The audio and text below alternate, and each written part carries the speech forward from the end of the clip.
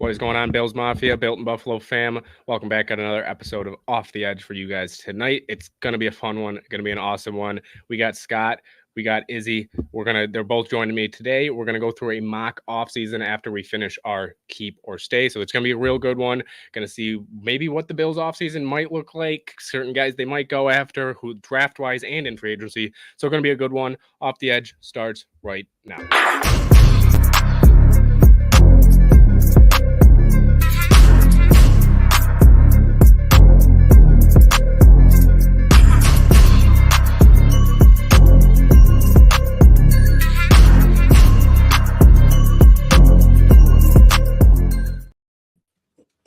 What is going on, Built in Buffalo fam, Bills Mafia? Welcome back. We got another episode of Off the Edge for you guys right now. It's going to be a real fun one. I'm joined here, as always, by Izzy. If you haven't known him by now, then you may have not watched the show yet. But Izzy been kind of a regular here on the show. And then we also got Scott. Scott, I might butcher your last name, Scott, because I've actually never asked you how it's pronounced. But is it Casson? Casson, but people have butchered it my whole life, so I'm easy. Well, if you don't know Scott yet, go get to know him. He's tagged on my Twitter, on my Facebook as well. So go check him out. Check out Scott's stuff. But he is going to be maybe a pretty regular guy on here nowadays. We'll week in, week out sometimes. But Scott's going to be joining us a lot now with Off the Edge. But it's going to be a fun one today. We got a great one for you guys. I'm real excited for this one. It is our mock off season, which we'll probably do again in like another month or so. Maybe once free agency starts, see how it goes from there. But it's going to be a good one. So I just want to start off with how you guys both doing. We'll start with you, Scott. How you doing on this fine Saturday evening? Doing great. We've had a great slate of college basketball, and I'm actually up on gambling so far today. So a lot of time left to lose that. But yeah, doing great. Excited to talk some football in the offseason. Yeah, get a little football break in the meantime of some college basketball. It is that time of the year. We're close to March Madness here, so we'll be getting going there. But Izzy, how are you doing on this Saturday night? Oh, I had to work today, so I'm a little tired, but I'm also a little wired because I love doing this, so let's do it. Yeah, it's going to be a real fun one. This one, you guys know, I've been talking about it all week with them. It's going to be it's one of my favorite things to do is these mocks off seasons. And even if you guys do not get to the end of the show today, you guys will be able to check out afterwards on YouTube and everything if you want to check out what our entire off season looks like. But it's going to be a fun one. So I'm just going to get right into it, though. We did last week. I know, Scott, you weren't here, but last week we did just offensive keep or stay. Do we think they should stay? Do we think that we should or keep or leave, whatever it was? Should they leave or should they stay? This week, we're going to do the defense, which, I know we've talked about it right before the show, is what we say here we're going to try to do in the mock offseason once we get to that right after. So, yeah, it's going to be a fun one here. So we'll get right into it. Defensive players, we did all the offense. Gabe Davis, I think was both no for us. Quentin Morris was a if he has the money. Running backs, we went over all those. But we'll just get right into it with the defense. We'll start with safety. And I know the first guy I'm going to start with, it's going to be a kind of a tough one because I don't expect him to even be an option to come back. I think he does end up retiring, but it is Micah Hyde. And Micah Hyde, it's most likely that he's going to retire. But if Micah Hyde doesn't retire, should the Buffalo Bills try to re-sign him, or should they say, it's been a great run here with you and Poyer, but we need to get younger? I'll start with you, Izzy. What do you think, Micah Hyde? If he doesn't retire, would you like to go after him? If he doesn't retire, I wouldn't mind bringing him back for 1 year, but I'd still want to bring in a young player to learn this defense from those two guys. Those guys have been staples on this team. They've been great captains. They've been great at helping younger players. And I think that if they get one more hurrah, then cool. But if not, I'm fine with that as well. What do you think, Scott? I think his days are done in Buffalo. Like you said, they're probably done overall. I think we just need to get younger on defense. And depending on what the money he would want for a 1-year deal, I don't know if that would be worth it. And also, he just wasn't himself this season. He played fine. He was serviceable, but he missed a few games with, stinger-type injuries, which I think are, definitely a side effect of that neck injury he suffered last season.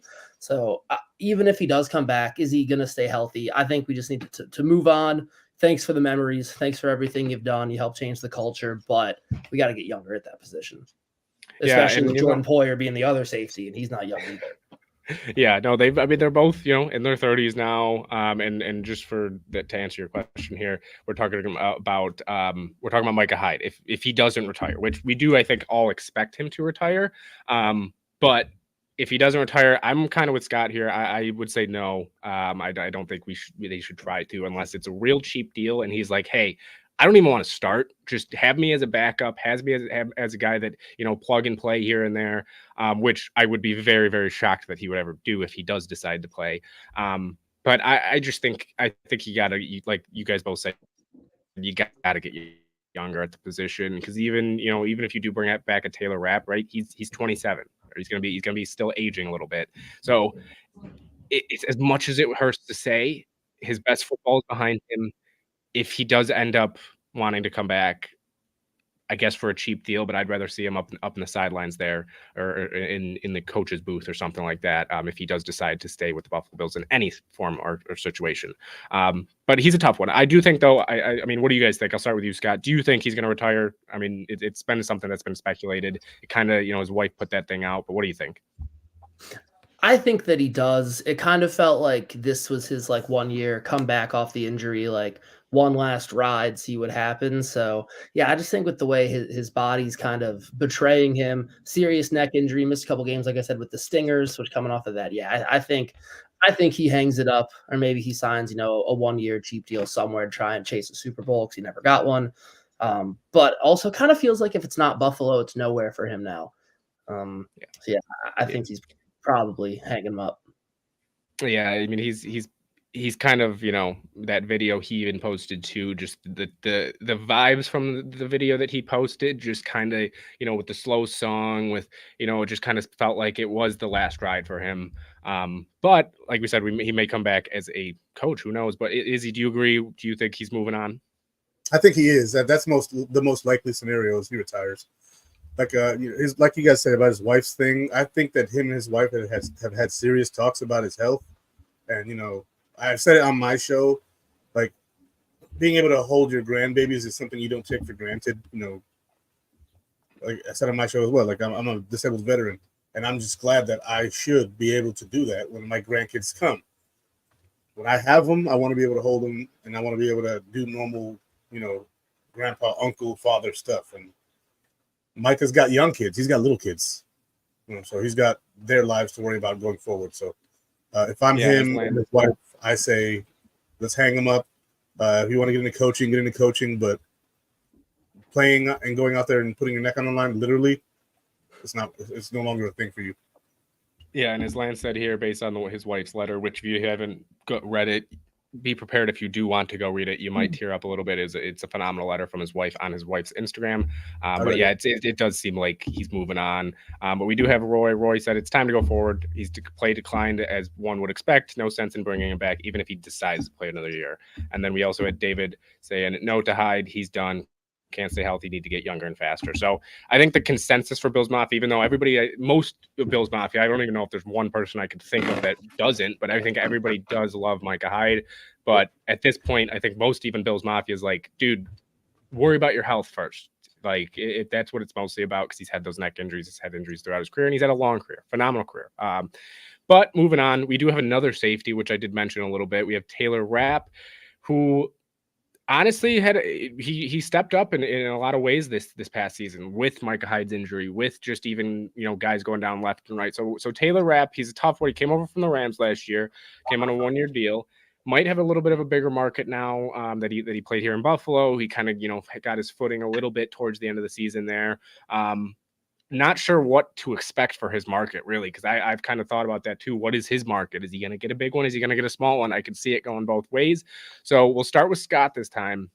What do you think about Taylor Rapp? Are you trying to keep him, or are you saying, no, we need to even get even younger now at safety and completely rewrap this whole position? I would like to see him back if the number's right. I know he wanted to get a bigger contract last season. He started for the Rams, won a Super Bowl, probably thought he was going to get a multi-year deal somewhere, didn't, came to Buffalo on a 1 year, was great at the third safety, played a lot with, when we moved Jordan down into the box and Taylor played in safety. And then he started a couple games because, Poyer and Hyde had been hurt. So if the number's right, I would like to see him back. I could see him starting at that other safety position opposite Jordan Poyer, or playing kind of the same role that he played last season if we draft somebody or sign someone, which we'll get to later. But if the number's right, he's a guy I'd like to see back. Yeah, Taylor Rapp's a weird one for me because he's a very similar player, in my opinion, to Jordan Poyer. Just the way he plays and what he's thinking with, just how he adapts to each play. So it's a little tough for me. If it depends. If you're going to give him, I think, a multi-year, 2-3 year deal for the next, foreseeable future, and say, once Jordan retires, you are officially now like the leader in that secondary with this at the safety position. Yes, 100%. If you're going to say, another 1 year deal, let's see if you can, take over that spot and be our guy for the next 2-3 years. I really would not. I'd rather go a different direction, in my opinion, just because I'd want a guy, one, under contract, especially because we already see what's like with the defensive tackle position with just having one guy under contract. And that's, that's a position where you need more than two guys there at that position because you need to stay healthy there. So safety, I think if you can, I guess, get him on a cheap 1 year deal, I won't be, up in arms. I'll understand it, but I'd rather see a 2-3 year deal for Taylor Rapp and say, you know what, we liked what you did last year. You took some strides towards the end of the year. We want you in this defense, and we want you to be that guy that takes over once Jordan retires, which for me, presumably will be after this season. So that's where I am with Taylor Rapp. I'm kind of in the middle there. If he walks, fine. If he doesn't, I'd like him here in Buffalo. But Izzy, what do you think about Taylor Rapp? I know you've kind of been vocal about Taylor Rapp and what you think about the safety position. So what do you think about Taylor Rapp? Stay or keep or let walk? I would actually try and keep him. Like if Hyde's walking, you have a guy in Taylor Rapp who knows the defense. He's familiar with the terminology. When Rasul Douglas got here, his play elevated, right? So they're familiar with each other from playing together previously, I guess, or having some familiarity. And so with that being said, I would bring him back. I think that he improved as the season went. And I think that he is a guy who can actually contribute. And even though he plays more like Poyer than Hyde, and we're losing Hyde, Poyer can also play that Hyde role. So maybe you give Poyer more of the free safety spot and put Taylor Rapp down in the box at strong safety. Then you can bring in other, younger guys in the draft. Also seen the comments they're talking about Rasul Douglas is trying to recruit Darnell Savage. I'm all for that. I really like Darnell Savage and what he did in Green Bay this past year. And I think that he would be a perfect fit in the secondary with the way he plays. Yeah, I think so too. But I know I was about to say I see Savage down there in the comments. Which, hey, when we do get to the mock offseason, by the way, there is a part where we'll be able to sign free agents. We will be asking you guys, so have your fingers ready to say who you guys we think we should go after, what should we offer, things like that. But David here says, if cheap, bring him back. I think the consensus is if the price is right, bring him back. Right? If he's asking for too much, go a different direction. But he's a weird one. I think that safety position for the Bills right now is in a weird position because if you do bring back Rapp, then you look at it as, do they need to get somebody in the draft? Or even if they don't bring him back, then it's definitely they need to get somebody in the draft unless they do sign a Darnell Savage or whoever it is. So safety is a weird one. Obviously, like we said, Micah Hyde's probably going to be moving on. Taylor Rapp, he's a tough one. He's a weird one, but we'll see what we do in the mock offseason if we do end up trying to bring him back. But moving on, we do have a couple linebackers, outside linebackers, interior linebackers. We'll go with both here. But we're going to start with a name that before the season, if you would have asked me, I would have said 100% no, get rid of this guy. Don't want him, get him off the team. But he had a phenomenal season, honestly. And I think a lot of us will agree. And that is linebacker Tyrell Dodson. He really came on this year, especially in the run game. He really just made a lot of big stops in certain points in the game. It seems as though he's, I think, ready to move on because we'll see what his market is. But he's also another guy kind of like Taylor Rapp of what is his market going to be? It could be a good market. It could be 4, 5, 6, 7 teams really looking to, compete with him. Or is he going to come back on a cheaper deal with Buffalo because the market isn't what he thinks it is? I'll go first on this one. I'm just going to say real quick. I think you should try to, but don't reach on it. You know, you already have Matt Milano and you already have Terrell Bernard under contract as your two starting linebackers. Tyrell Dodson's nice. He's a very nice player, but I wouldn't push it with the money because it's just I think you can get a guy that maybe isn't exactly on Tyrell Dodson's level, but you can get a guy in the draft maybe in the 5th, 6th round that can fly around the field if you need him to. You all have Dorian Williams still for next year. So it's going to be a tough one with Tyrell Dodson. I'm going to go no, though. We'll go with you, Izzy, after me right now. What do you think Tyrell Dodson? He's a tough one. Are you keeping him or are you letting him walk? If the price is right, again with him, bringing back his market value is right now at 3 years, $14.7 million. So that might be a little too rich for the Bills' blood, especially since you have Matt Milano coming back, Terrell Bernard coming back. He just drafted Dorian Williams. What's his name? Balin Spector is still on the team. You have played pretty well down the stretch too. Yeah, he did. He got better as the season went on too. Like those guys competing for middle linebacker, didn't look good in the preseason. And all of a sudden, Terrell Bernard looks like a freaking stud.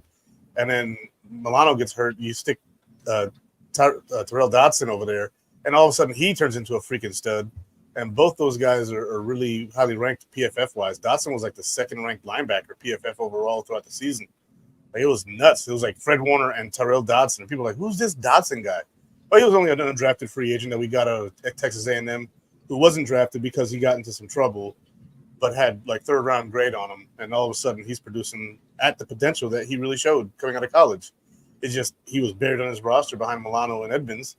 And now that he had an opportunity due to injury, he shined. So I wouldn't mind bringing him back if the price is right. But if it's $15 million for 3 years, I think that at this point in time, that's too rich for the Bills' blood. However, if this was a different year, he might be in the cards.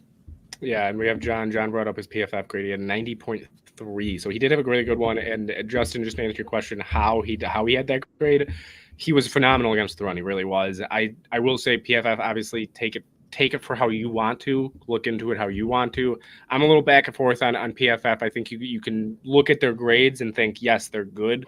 Take it with a little bit of grain of salt, though. Make sure you do watch the games and not just fully rely on that. But he did play great. He played phenomenal. And we do got some other ones before we still got to wait on you, but we do have. He was number 1, not number 2. My bad. Yeah, he was number 1 above. It was Warner, right? That was number 2. Yeah. So we have somebody. I mean, David's saying that he thinks that Dodson will be somebody else will pay more. We got a lot of different mixed feelings, I think, on Dodson. Even David saying that he thinks Dorian can be the Dodson of 2024. So we'll see there. Scott, what do you think though? Are you kind of on the same boat of just if the money's right, or are you kind of if it's even a question, let him walk? I don't even know if he wants to come back. If the money's right and he like falls back into our laps, like, yeah, we'll take him, but he's not going to start. We already have Bernard and Milano who are going to start. We have Dorian Williams, who we just drafted. Balin Spector looked really good when he had to play down the stretch. He had like 5 snaps all season, and he stepped in the playoffs and looked good until he got hurt again. So like we only really run 2 linebacker sets most of the time. So I think he's going to want to try to go somewhere and start. If he falls back into our lap super cheap, sure, but I'm not really worried about him coming back or not. Yeah, he's a weird one. He really is. I mean, there's a lot of guys in this list that are in that kind of that weird middle area of if the money's right, but we're not going to push it. And he's kind of, I think I know we talked about Taylor Rapp being that way, but I think he is literally that way of if the money's even pushed a little bit to where we wouldn't want it, let him go get his money elsewhere. Before we move on to the next person, I do want to bring this question up, and I do want to actually bring this quote, this comment up from Seth. Perfect timing. If you haven't hit that like button, hit that like button. Thanks, Seth, for reminding everybody. Shout out to Seth there. So hit that like button, guys. But before we get on to the rest of the guys, I do want to bring up this question from John. He's saying, I wonder if they even keep Poyer. And we just talked about safeties. Poyer would save you a little bit of money, which is something that I was going to actually bring up when we do kind of get into talking about it. Are you guys keeping Poyer? I'm saying yes. I don't think the amount of money that you save is worth it to get rid of a guy like Jordan Poyer. So, Scott, what do you think? Do you think they should even keep Poyer? I think they should. He's already under contract for another year. It's not that crazy expensive. Losing both safeties with kind of the lack of resources we're going to have in the offseason up against the salary cap, I think would be tough. Poyer kind of be the leader of that defense now that Hyde's gone, knows the system, played well when he was healthy this past year. So, yeah, I would like to see Poyer back. Be way easier to fill one of the safety positions than both of them. So yeah, I think Poyer's back, finishes out his contract, then he probably retires as well. Yeah, I'm in the same boat. Unless they do say, we're moving on with a new guy and with like a Taylor Rapp, right? You bring back Rapp and you then say, we're going to get a different guy there as well. Izzy, what do you think? Do you think they should keep Poyer next year? I do like Jordan Poyer. I think that he may have one more year in the tank, but that the key word in that is may have one more year left. And so I think that it may just be smarter to rip the Band-Aid off. When we got Poyer and Hyde, we let go of Aaron Williams and Graham. Yeah. Right. So we had Williams and Graham. They were a pretty solid safety duo too. And then we let them go and picked up Poyer and Hyde, who were no-name guys coming from nowhere. No one thought that they were going to be anything until we made them something. We put them together and they became something. I want to say we made them something. Like, they had the potential the whole time, but someone had to give them the shot. And I think that the Bulls could find that in free agency. You could bring back a Taylor Rapp and then also sign a Darnell Savage at the same price you'd keep Poyer, and you'd get younger instantly. You'd have a 26 and a 27-year-old safety. You'd basically be restarting the Micah Hyde Jordan Poyer cycle. So I'm for letting him go, but I'm not against keeping him.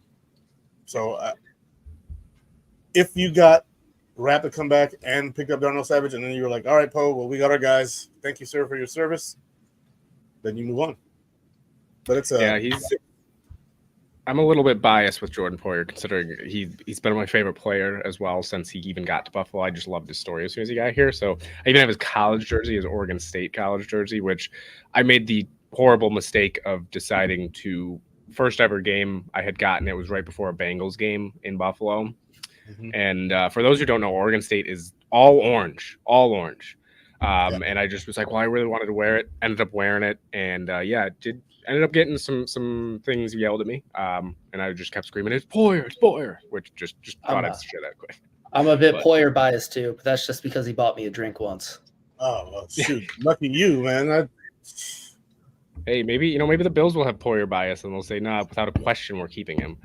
Which, I could see the bias considering he's given the team, a lot of years, which we'll see how Brandon Beam about that. But I wouldn't be mad. Raps, and I do also want to say I do see your question, but we're gonna finish off the all the rest of the free agents first before we get to that. So I do want to just bring up though next. We'll go on to the next one. Izzy, did you have one more thing you want to say just quick about Poyer or no?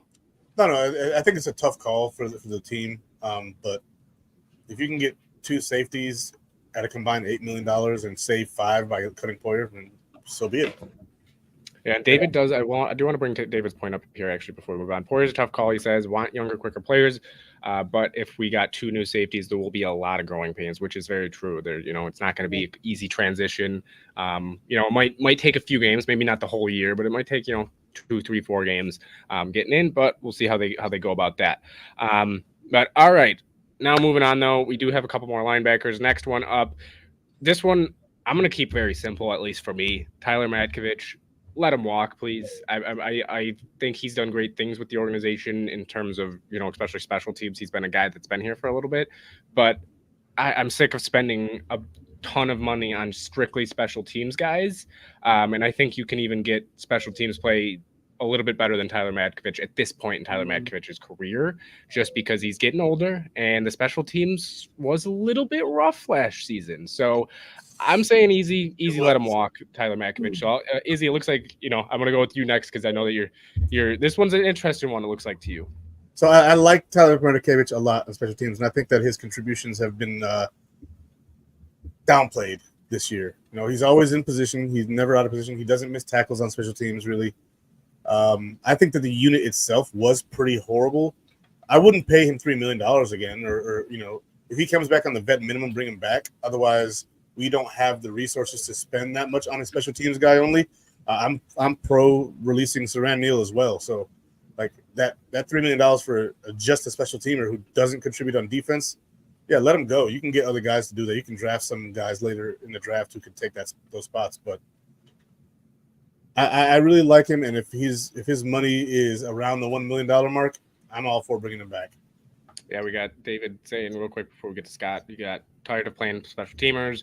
He's about to be 33, and then if he can punt, keep him. Which is I just thought it was funny one there from Roy. Scott, what do you think though? Are you let him walk, done with him, or he's done a lot for this organization? Give him another shot.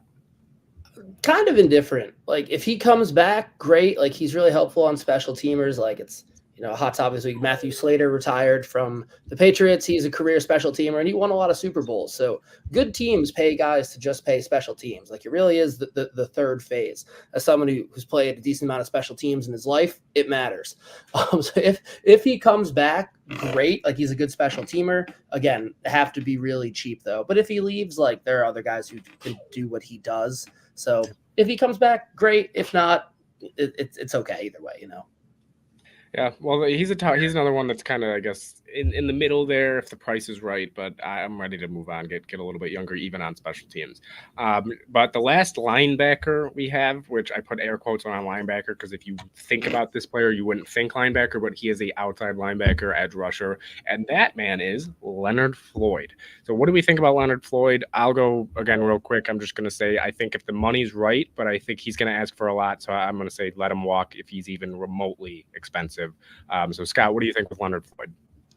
Would love to have him back. He was our best edge rusher this season, but I don't know if they're going to be able to afford him, even with the cap going up an ungodly amount this year. I think he's going to ask for a much bigger payday. Probably want a multi-year deal too, because he's not really that old. So I'm not sure if we're able to give that to him. So if we can afford him, would love it, but not keeping my hopes up of getting him back. I'm with you there. I agree. Like he's 31, so he's not super old. Like it's not like what we did with Von Miller. So a 3-year deal for him would be fine. He was our best edge rusher, but later down the stretch in the season, he just didn't have it. And I don't know if it was injury. I know that Epinesa had a rib injury, and someone was telling me that Floyd suffered something similar. I don't know personally, but I do think that he's probably gone because he's 31. He's gonna want to cash out at the end of his career. Yeah, and John even brought that up here too. I do remember actually him say this. Floyd kind of said like Floyd would love to be here if the money's right, but it sounds like he is going to want to get paid. So yeah, I think we're all kind of in agreement there that it was fun having him for a year. He came over with his boy Von here, and I think he's going to want to get paid though now and get moving on. But all right. Got a few more left. Got actually a good amount left. We got the D-line, two more corners, which we'll go over the corners first, which one isn't 100% a corner, which we both know that we've been talking about in the Built in Buffalo chat about this guy. Me and even Dave Myers, who if you follow Built in Buffalo, you probably know Dave Myers. But me and Dave always have gotten into it a little bit, and that guy is Cam Lewis, who can also play a little bit of safety, a little bit of nickel, a little bit all over the field. Cam Lewis, he's one that is, been on the team for a little bit. Hasn't really been groomed for a specific position. Like I said, he's been kind of all over. For me, I would try to bring him back just as a guy that's, a little bit younger, as a depth guy.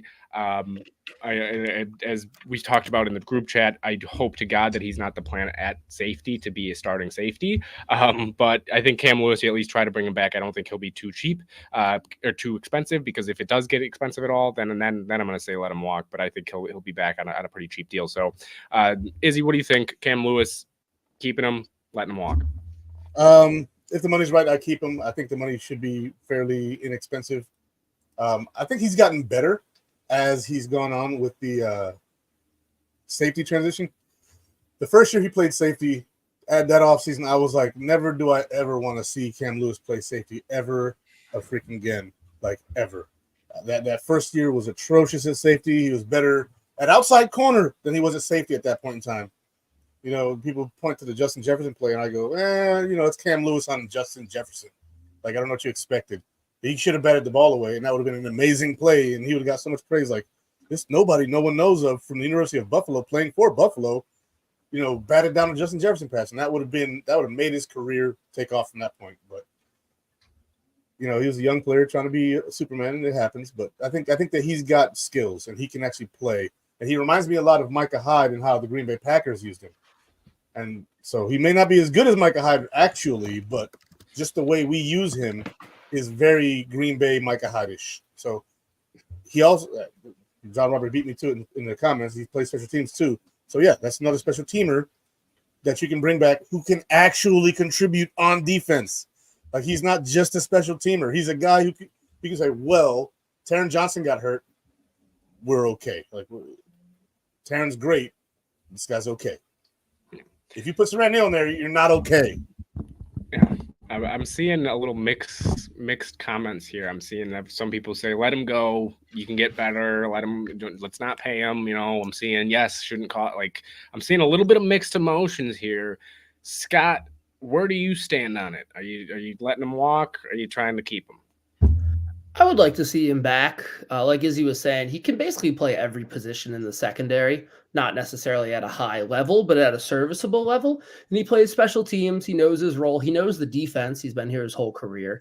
I don't think he'll be expensive. So bring him back to like a 1 year or even like a 1 year with an option deal or a 2 year cheap deal. I don't really see his market being very high, so I don't think we have to compete with very many other people. I would like to see him back. Yeah, like, can play every position, can play special teams, and in a pinch can be thrown in there when needed, basically anywhere in the secondary. So he's versatile. Yeah, well, Cam Lewis just swept us three, and he got us three all saying yes. I think we think he should come back. I also do like the fact that he is from, like Izzy said, he is from the University of Buffalo. It's kind of cool just to see a guy from the hometown college come out and be able to make the team and play for Buffalo for a little bit. So I think we're all in agreement there about Cam Lewis. Next up, though, the last cornerback that we got on this list, and he is a pure corner, which is Dane Jackson. Dane Jackson came back on another cheap deal this past year, played well. He's been another guy who's been very serviceable throughout the years, has been a very solid cornerback. He's going to be one. I'll let you go first, Scott, on Dane Jackson. What do you think? Do you think the Bills try to bring Dane Jackson back, or do you think it's time to move on from him? I think a lot of it depends on what we decide to do with Trey White and Rasul Douglas. I wouldn't be mad if Dane Jackson's back, but if we try to keep Trey White playing, we still have Douglas under contract. If we also have Christian Benford, like we have Jamarcus Ingram on the practice squad too, who's shown some pretty good flashes, another Buffalo guy. Like, it very quickly becomes a very crowded room. And I feel like Dane would be the odd man out of that group. But I would like to have him back because he can start. I feel like a lot of times he's kind of the scapegoat of the defense, kind of like the Levi Wallace role when he was here. Just like something happens, he gets blamed for it because, he's, I don't want to say like the weak link, but he's like the other guy out there in that secondary a lot of times. I wouldn't mind having him back, but I just don't know if it makes sense given the number of guys we have under contract. But if Trey White gets cut, then I would absolutely like to see Dane Jackson back, because then we have three solid corners with Benford, Douglas, and Dane, and then I can kind of keep rolling with the same system we have been. Yeah, I like Dane Jackson. I mean, he's been a guy, like you said, he I was going to say, like, and Elam. I forgot about Kair Elam. You have him too. Yeah, we got Elam. I saw that in the yeah. Yeah, John's out here on fire today, huh? John, shout out John for being on fire, beating us 2 hours. But yeah, Dane, if I'm not overpaying for Dane, that's what I'm not. Like, it's kind of like Levi Wallace the year he left. It's, if you can get him back super cheap, yeah, he's a great depth guy. He's a great guy that can even be a starter if you necessarily need him to. But I'm not going all crazy for him. I'm letting him walk if he really, tries to get a lot of money here. So Dane Jackson, I'm going to say, kind of on the fence with him if the money's right. What do you think, Izzy? Are you trying to bring Dane Jackson back? I am also on the fence with Dane Jackson because I am on the fence with Tre'Davious White. Yeah, I have been back and forth with moving on from Tre'Davious White for a while now. We have Rasul Douglas and Christian Benford, who both of which have earned starting roles at cornerback on his team this past year. Benford's been amazing, especially for a 6th-round pick. Like, nailed it. Just nailed it with him. And you bring in Rasul Douglas, who has 5 interceptions for your team in like 7 or 8 games after the trade deadline. Another guy who's just earned his spot as the 1 or 2 corner. So what do you do with Tre'Davious White? Does he stay on your team at $16 million this year to be cornerback 3 or 4? I don't think so. So you're either moving on from him or you're moving on from Rasul Douglas, who is healthy and isn't coming off of an ACL and an Achilles. So I would move on from Trey and then try to re-sign Dane Jackson, and then you have a complete corner room. You've got your 2 starters, you've got your 2 backups, you have your nickel back, and then if you bring back a Cam Lewis, you got a guy who's your 6th corner and your 5th safety. Yeah, I mean, the cornerback room, honestly, the whole secondary is really just kind of a big question mark right now with what direction they'll go. But that was the last secondary guy we had here. We do have a lot more defensive linemen left, which we are getting up there a little bit on time. So I think what we're going to do is we're just going to do quick 15, 30-second kind of yes, no, give a quick explanation on the rest of these guys. I know it kind of sucks, but even when we go into the offseason, mock offseason, we'll be able to talk a little bit more there as we're debating it. So we'll just go quick, run through it. First guy up, Daquan Jones. Daquan Jones, I'm going to keep it real simple. Bring him back. Let's do it. Bring him back. So I'm saying bring him back 100%. He was phenomenal. I know he's older, but bring him back on another 1-year deal. Scott, what do you think? I agree. Yeah, 1 or 2 year deal. Played great when he was healthy. Even played serviceably when he came back from the injury late in the year. He's a guy I'd like to see back. Izzy, what do you think for Daquan Jones? Let's do it. Yeah, that's a pretty easy one, I think. I mean, he was one of the easy ones that, we're saving for later, but it's a pretty easy one for him. Next up, though, we do have Tim Settle, who everybody was screaming for before the season. Had a little bit of a rough season in Buffalo, at least rough start to the season. So Tim Settle, I'm going to say you got to move on. I don't even think he'll want to be back here because he didn't play, I think, a bigger role if he's wanted to. And I see Izzy. I think you already gave your answer there, Izzy. You're going no? He's funny, but he ain't good, so. Yeah, well, what do you think, Scott? Are you on board as well? Do you say and kind of let him walk? Yeah, had potential coming from Washington, never really quite lived up to it. I'm okay letting him go. Yeah, next defense tackle we have up, though, we got Linval Joseph, was signed kind of late. Obviously, the Bills had some issues there at D-line with Daquan Jones getting hurt. I'm going to say let him walk. He's another older guy, didn't do too much on this defense. I think that's a pretty easy one. Scott, what do you think? Yeah, I would be even surprised if he was in the league next year. He was kind of like that Dominican Sue, like waiting to go to a good situation. He did it. It didn't really work out. So, yeah, I think he's calling it a career probably. Izzy, you see, I saw the hand coming up there. You agreeing? You say no, let him walk. Yeah, I think I agree too. I think he should probably retire. He's getting up there a little bit. I'll be back in a second. All right, Izzy's going to take a second back, but Izzy, he'll give his thoughts once we get into the mock offseason part. So we got 3 or 4 more defensive ends here real quick. Next up, Jordan Phillips. It does sound like he's retiring. I think you move on even if he doesn't retire. He has not been the same as he was early on in Buffalo when he first got here. And then, obviously went to Arizona, came back. He just isn't the same guy, so I'm going to say move on. Scott, what do you think? Yeah, love him. Always remember his broken table cleats and pumping up the crowd, but time to move on. Yeah, he's a huge fan favorite. He can come out and lead the charge next time to open the season if he wants. I would be all over that. So Phillips, yeah, though, I think he's time to move on. Next up, we got Poona Ford. Again, another guy. He's kind of like Tim Settle to me, where just didn't really do a ton, at least as much as we hoped he would have done. I'm going to say move on. I think it's time. I just don't think he also really fits the style that he needs to play here in Buffalo. So I'm going to go with that one's quick. And as Izzy's coming back, Izzy, what do you think? You guess you can say as well, your other one as well. We had Jordan Phillips, Poona Ford. What do you think about both of them? Jordan Phillips, bye.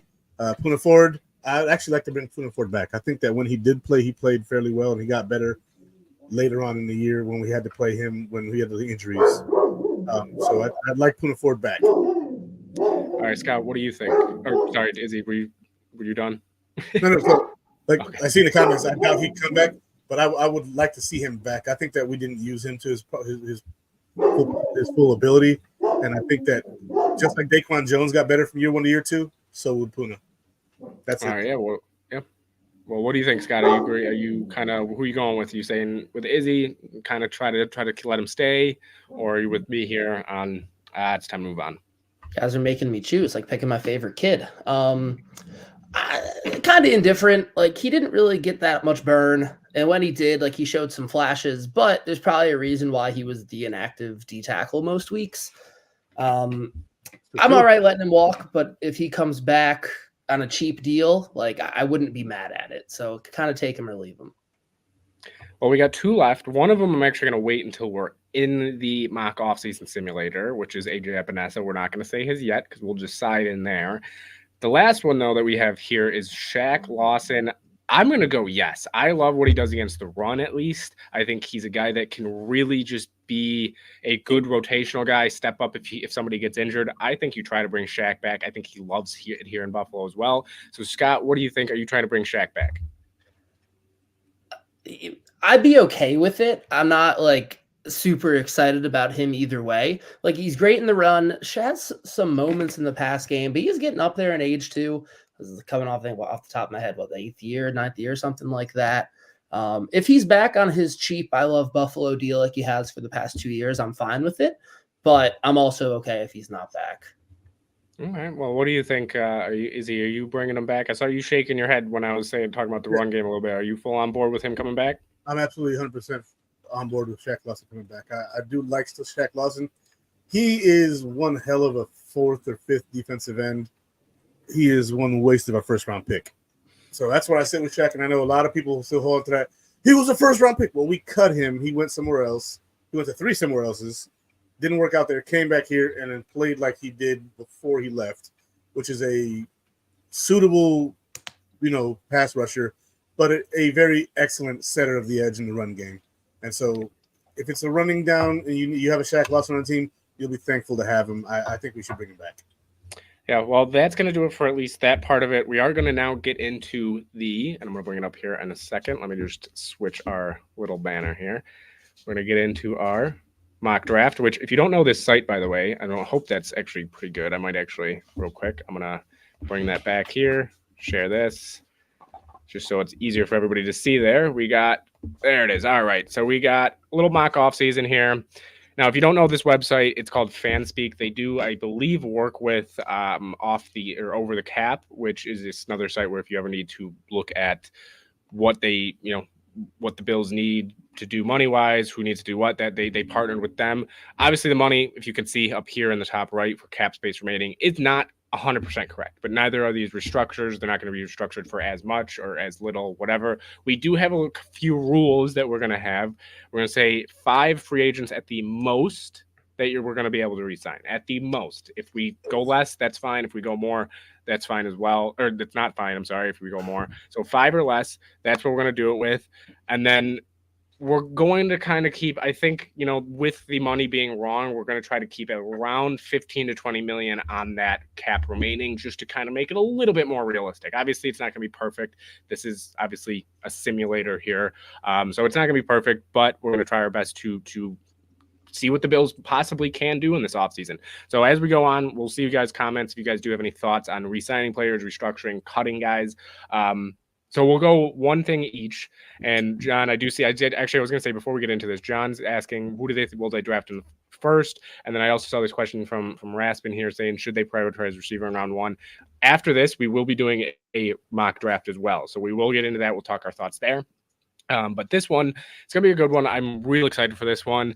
I think I'm just going to make the first move at least, and I'm going to say that we're going to restructure Mr. Joshua Allen. So obviously, as you can see here, now it's updated at 7 million. We'll kind of do it that way. One decision each. If we all kind of agree, I kind of made that one because that one is something that should happen. So I know I kind of made that one without asking you guys, but Izzy, do you have a move that the Bills should make? What do you think, whether it's restructure, cut in that aspect? Restructure, cut, or we're not talking re-sign yet? Well, we're not talking re-sign yet, although I will say actually the one thing I forgot to mention is there is no extension button. So as an extension, we're going to count that as restructure, obviously, since it does save money. So you can do that as well. You can just say extend, let's say Rasul Douglas, boom, we'll just restructure him. So we're doing 5 moves, or we can keep up to 5 guys, you're saying? We can sign in free agency up to 5 guys. That part we don't need to worry about yet. We'll get to that a little bit later. My move here is cutting Deontay Hardy. We're gonna cut Deontay Hardy, saving us about $3 million with dead money in the middle here, with about 1.6. Obviously, again, not perfect, and then saving $4 million. So saving overall $3 million. I think that number on the right is the savings you have from cutting them. Yeah, so the cap savings is on the right, and then the dead money, which I just kind of all messed up here.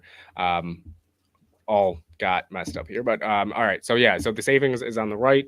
Dead money from cutting would be in the middle. So where is there? Oh, we're bringing it down here. I just had Deontay Hardy, so we're going to cut Deontay Hardy, which I'm in agreement with. So that's already 2 out of 3. As long as one of us. Hello. Something might have happened to his Wi-Fi. Yeah, I think he froze. Yeah.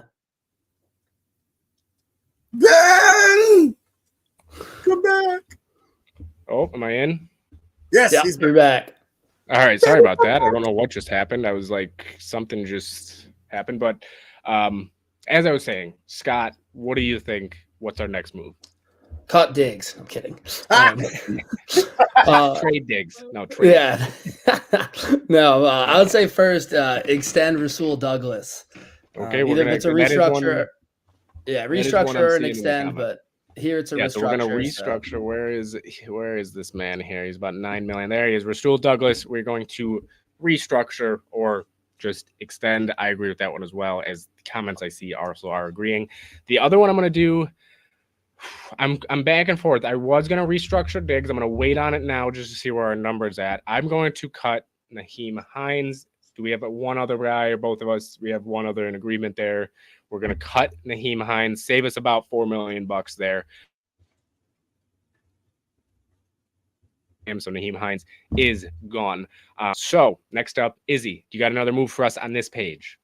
Let me see. Here, let me do it. Which way? Which is the best way? We'll do cap. We'll sort it by cap hit here. This may not be a popular opinion, and it does create another hole in the team, but I'm cutting Mitch Morse. Cutting Mitch Morse. Now this one, Scott, what are we thinking? Are we agreeing there? I'm indifferent on this one. I don't love the Morse cut idea only because, like, unless we're going to move Ryan Bates to center, which would be fine, but I think we have bigger needs in the draft other than center, so we probably wouldn't find one there, and I don't know if we have enough salary cap to, like, pay another center. So if the plan is move Ryan Bates to center, that I can get behind. But that'd be my immediate plan. Yeah. Yeah. It would save about $5.5 million. I'm no. Kind of in the middle. That 8.5 is the whole savings. Remember. Yeah, but then there's $3 million. There's the dead money. So the dead money is the dead money. If you add both those together, that's his whole cap number. The 8.5 is what you save. I believe it's 5 from on here at least, which again, not perfect, but it is. We'll have to just work with that. I can double check that and I'll get back to you. You go ahead and I'm gonna veto it anyways as well. I'm gonna go no as well. Same with. I'm sorry, Izzy. I know this is gonna happen. We'll have it here and there. You're not gonna be the first. You're maybe the first one, but I guarantee you're not gonna be the only one.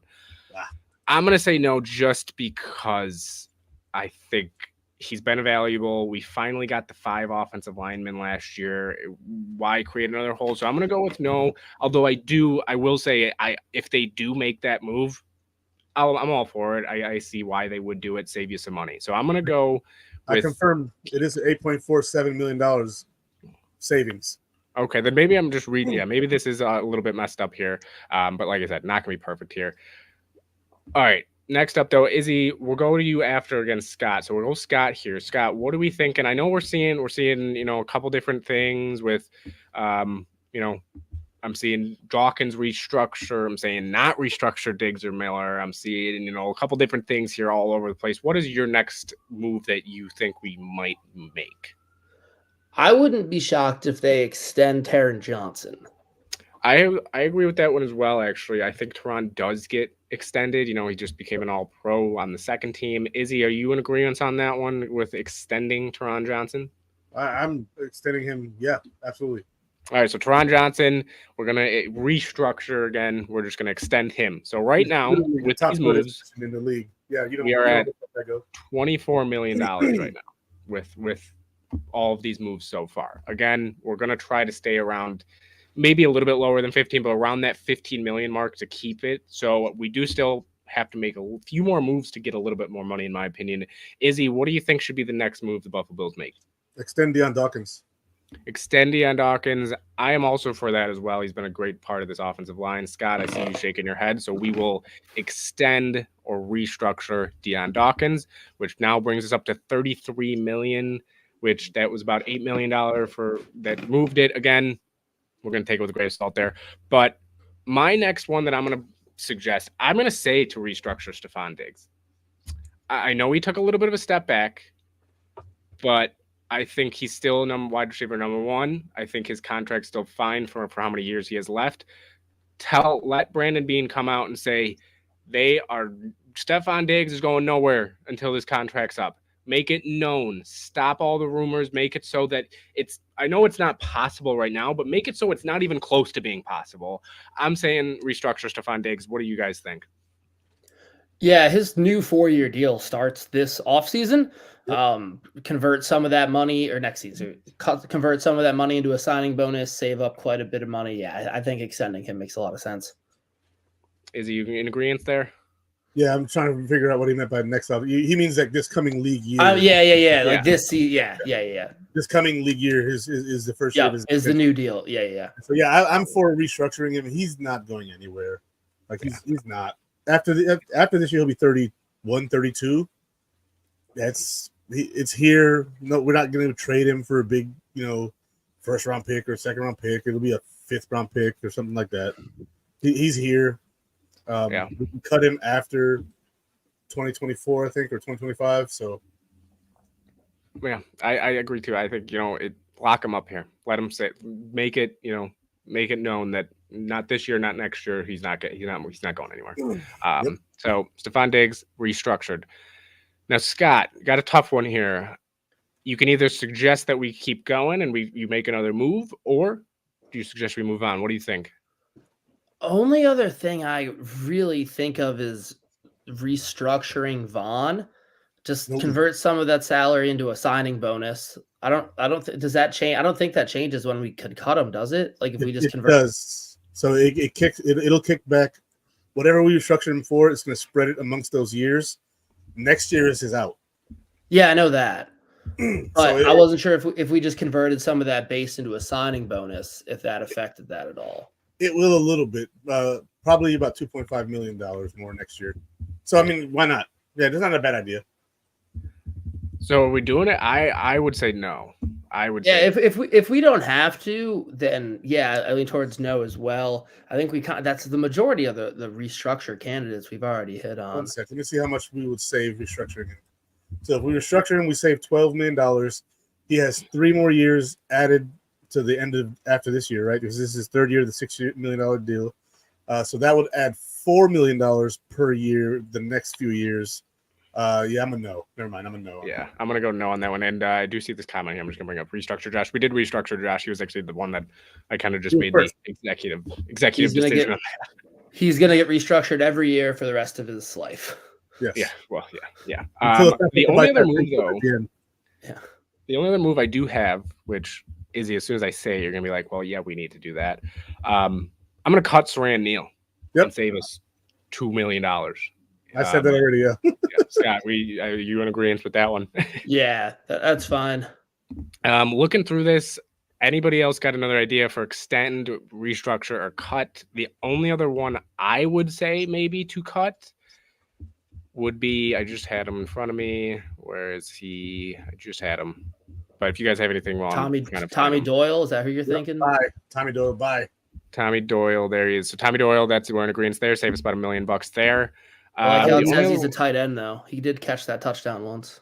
That is true. The only other one I would maybe bring up, which I don't think is going to happen, Reed Ferguson, but I think he'll be back. He'll be the long snapper next year. And for that much money, it's probably going to be what they have him at. So I'm going to say it's in the middle unless you guys think we should cut him. It would probably cost them more to refilm that Be a Good Fan video. So just keep him. Yeah. All right. Also, so we'll keep him. Go ahead. Restructure Connor McGovern. Connor McGovern.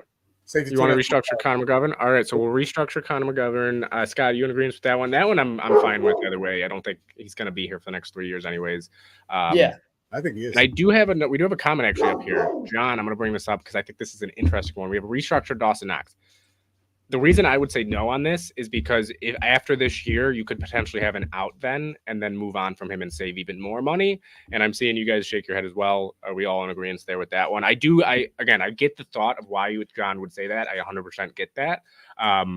What's our cap right now? I believe it's about 14 million for him. No. Total right now. We're at here. We're at 54, which minus 15, we're at 40 million. Okay. Because we're going to try to keep about 15 million there.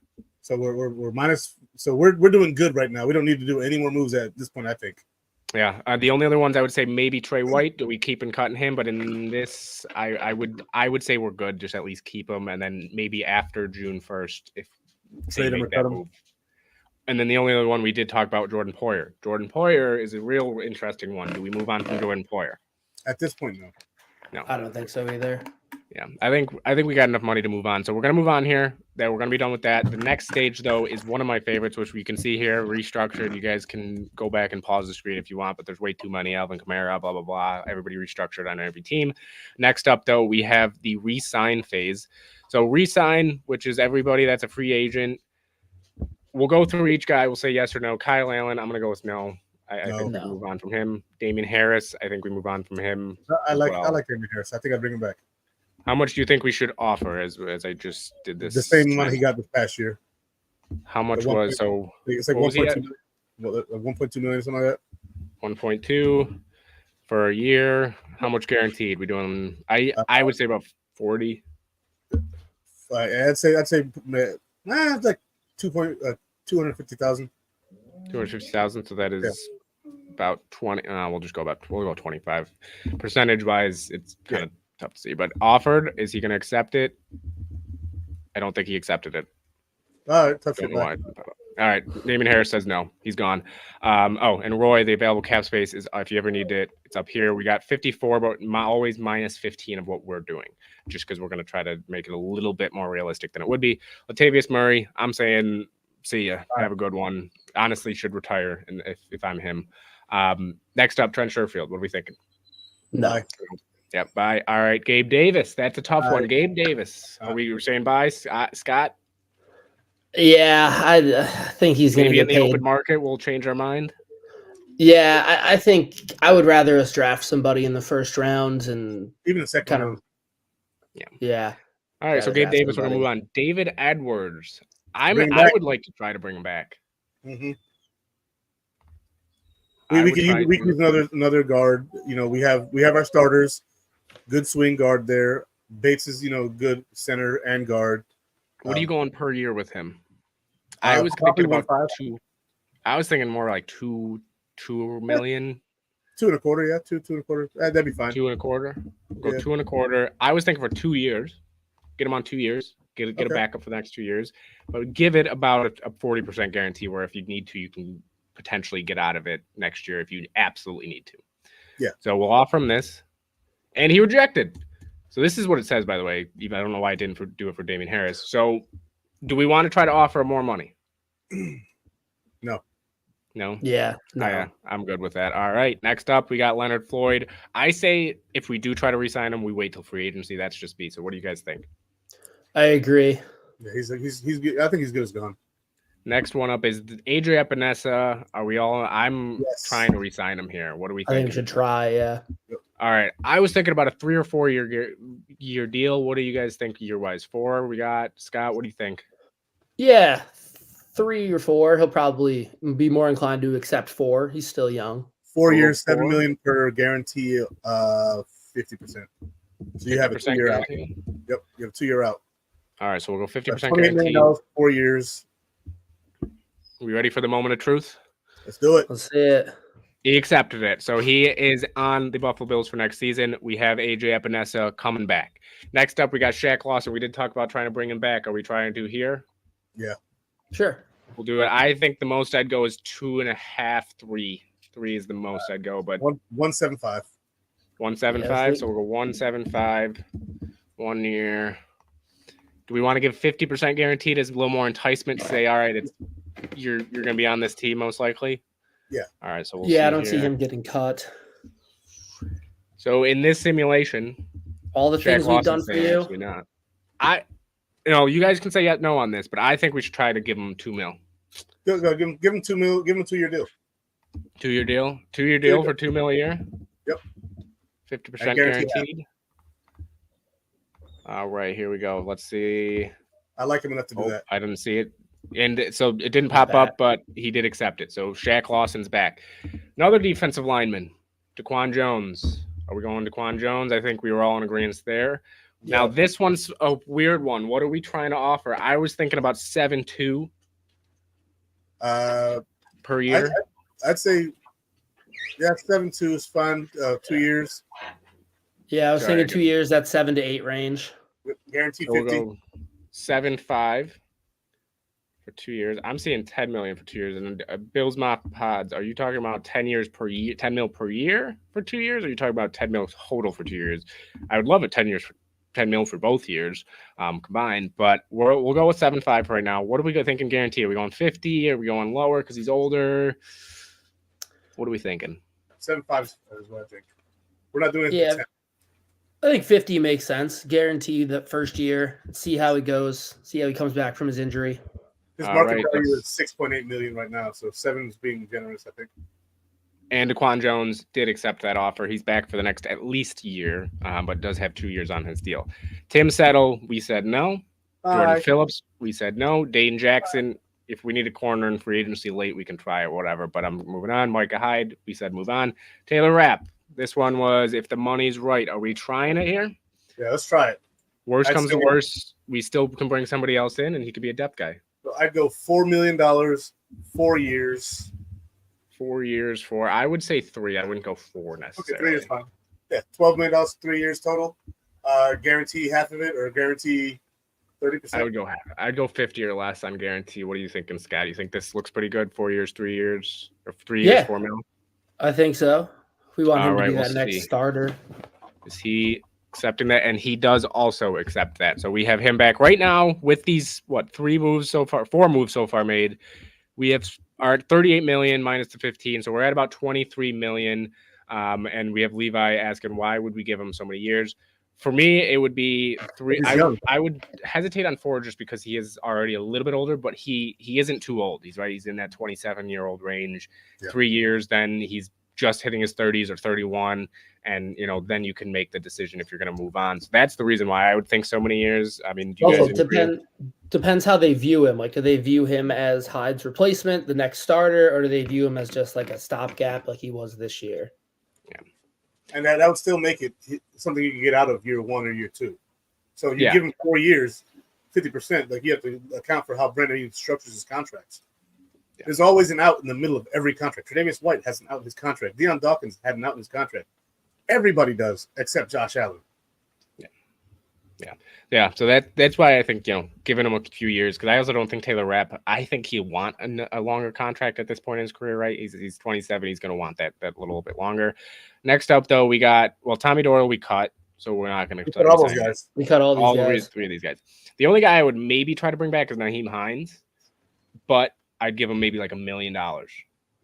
But we're going to move on from that because I think we're going to maybe make a move. We're running back wise in free agency. So here's some re-signings. Again, Van Jefferson re-signed, Calais Campbell, blah, blah, blah. There's a million of them. Ezekiel Elliott is back in New England. That was just one that I happened to cross my mind.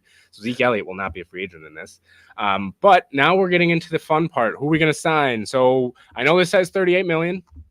We don't have 30 million. We got 23 million. Okay. So we got a little bit less than we thought. We got the edge so far. We signed Epinesa. We got about 23. So, minus that. This accounts the draft. So it puts the amount of money, which is about $5 million. It already has accounted it. So right now that in this, they technically have him at 43 million in cap space. But we're going to obviously count less.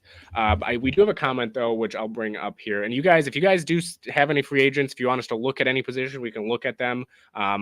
but we'll see what we go on here. We do have a comment though from Glenn saying Damian Harris try again 3.5 for 2 years. What are we thinking there? I would be down to try to bring Damian Harris back. I don't know if 3.5 would be the number I'd want. So we'll look at running backs just since he did bring that up.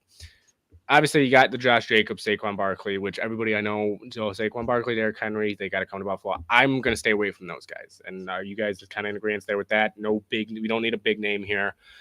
We'll just kind of look through the list here and we'll see what we think.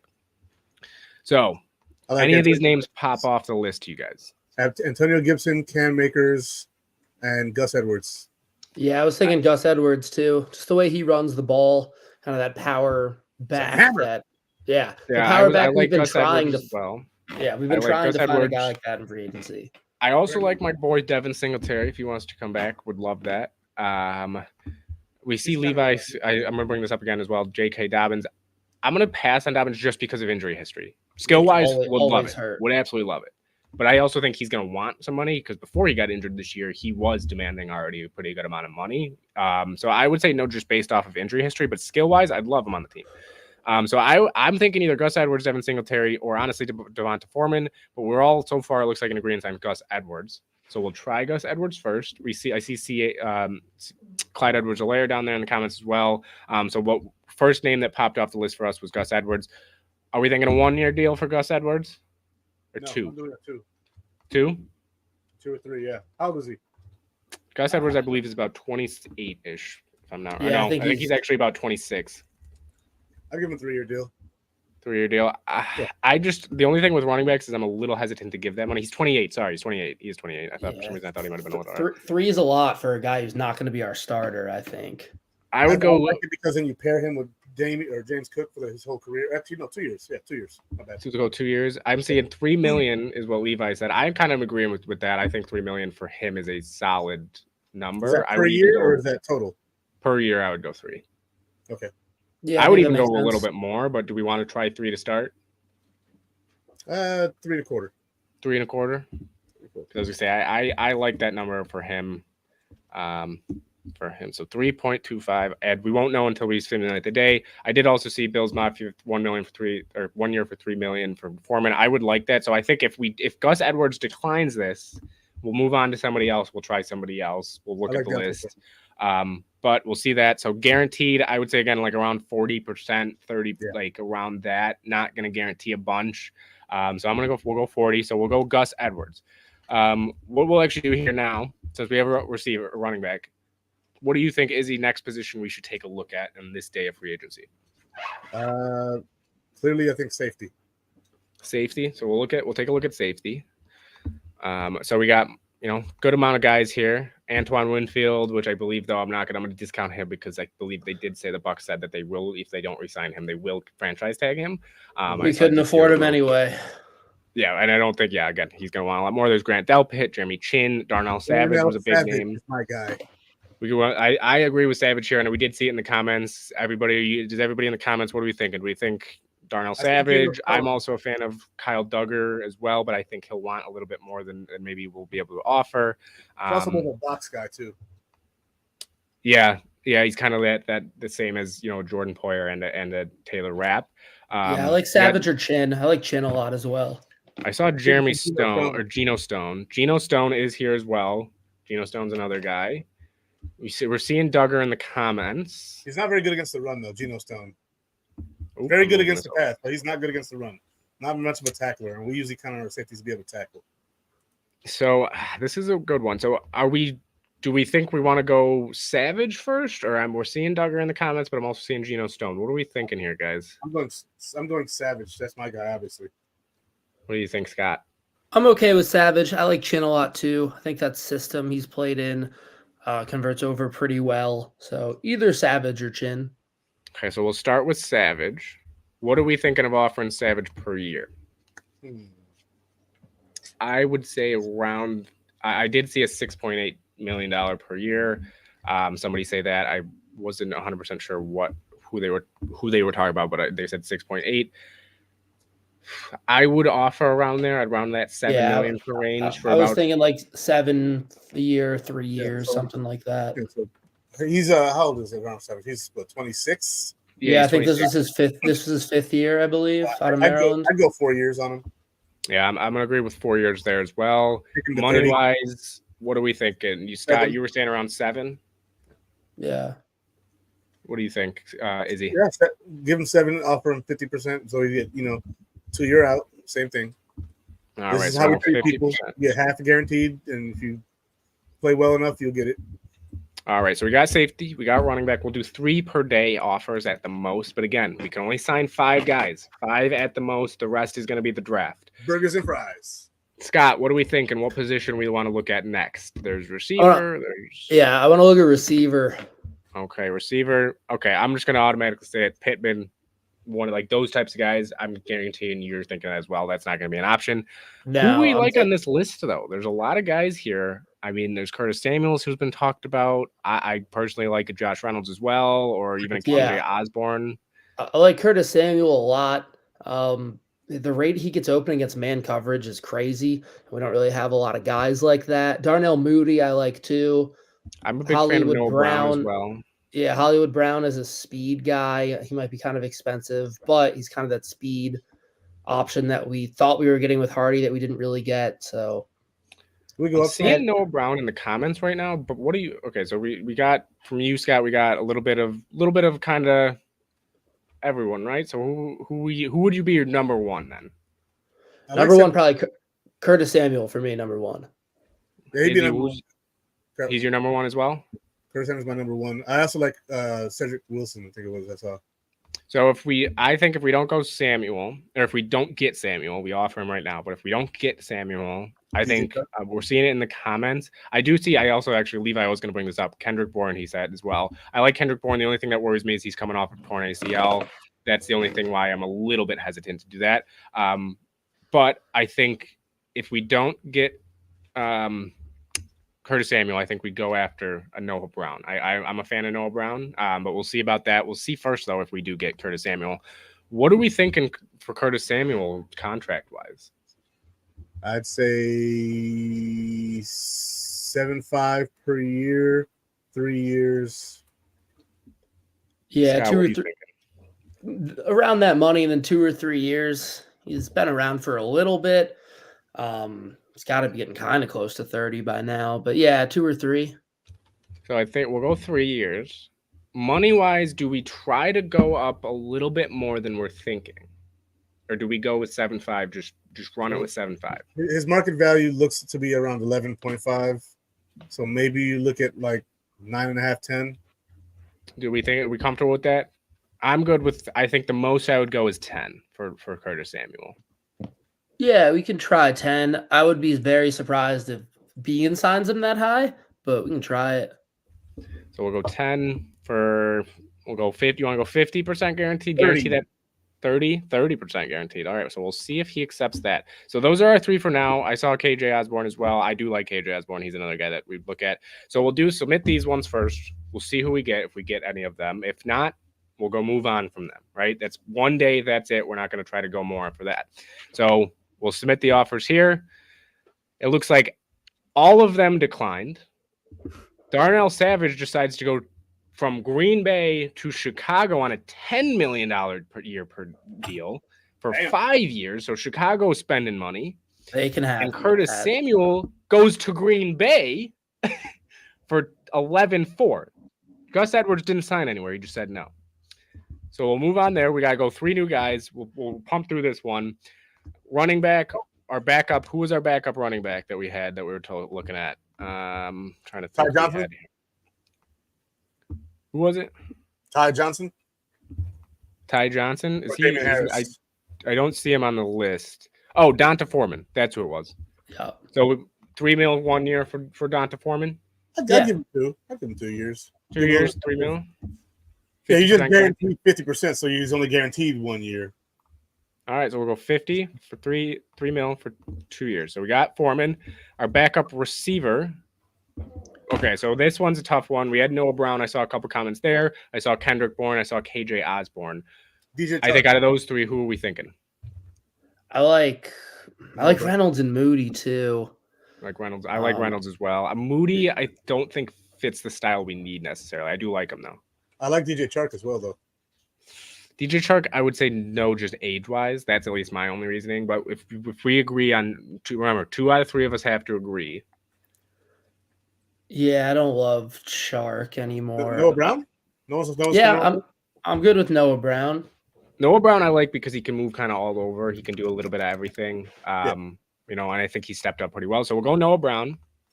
How much are we thinking per year for Noah Brown? Let me look up. I was gonna say around like 6.5, 7 for like 2 years, like a quick kind of like a Hardy deal of if you can do it, welcome aboard for 2 years. If you can't, easy out after 1. I'd say 6 per year. His market value is looking at 5.6. So we'll go 6 per year. He's We're thinking 28 years old, so 3 years. I give him 3. 3 years, okay. And then I would say 40%. Give him a little bit more just to entice him. There you go. We'll go 4. Okay, and then safety, our other safety. Who was the other safety we had here again? If Chin is there, yeah. Chin is there. Yeah, I would Kyle go for Duggar's Chin. there. Duggar's still there? Duggar is there. Let's go for the hammer. To hell with it. We're drafting someone too anyway, so let's go. Okay, so we'll go Duggar. I think if Duggar says no, then we'll go Chin. I don't know. I'm back and forth on this. All right, we need the comments here to decide this one because I'm back and forth. I can't be the one to decide this. We got one person. We got Scott who thinks Chin. Duggar's worth $16.5 million. Okay, so that's not going to be Duggar.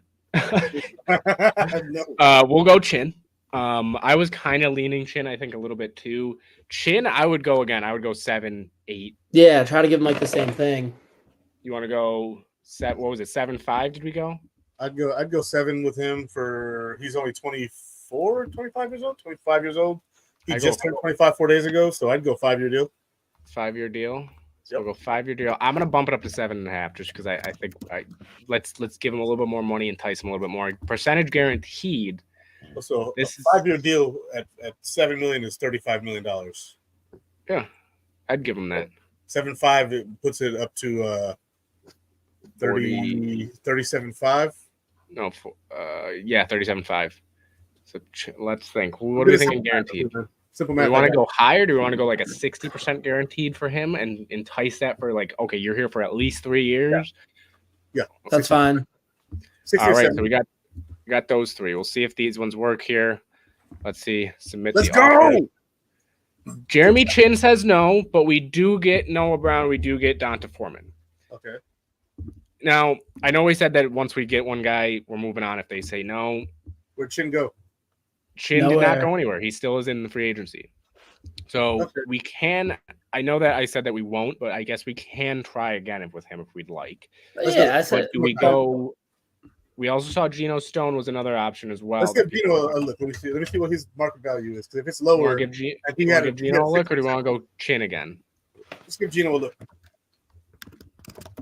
What do we think? Geno, we got Bill's Mafia Production saying $7 million for 4 years for Geno Stone. I offer 7.5.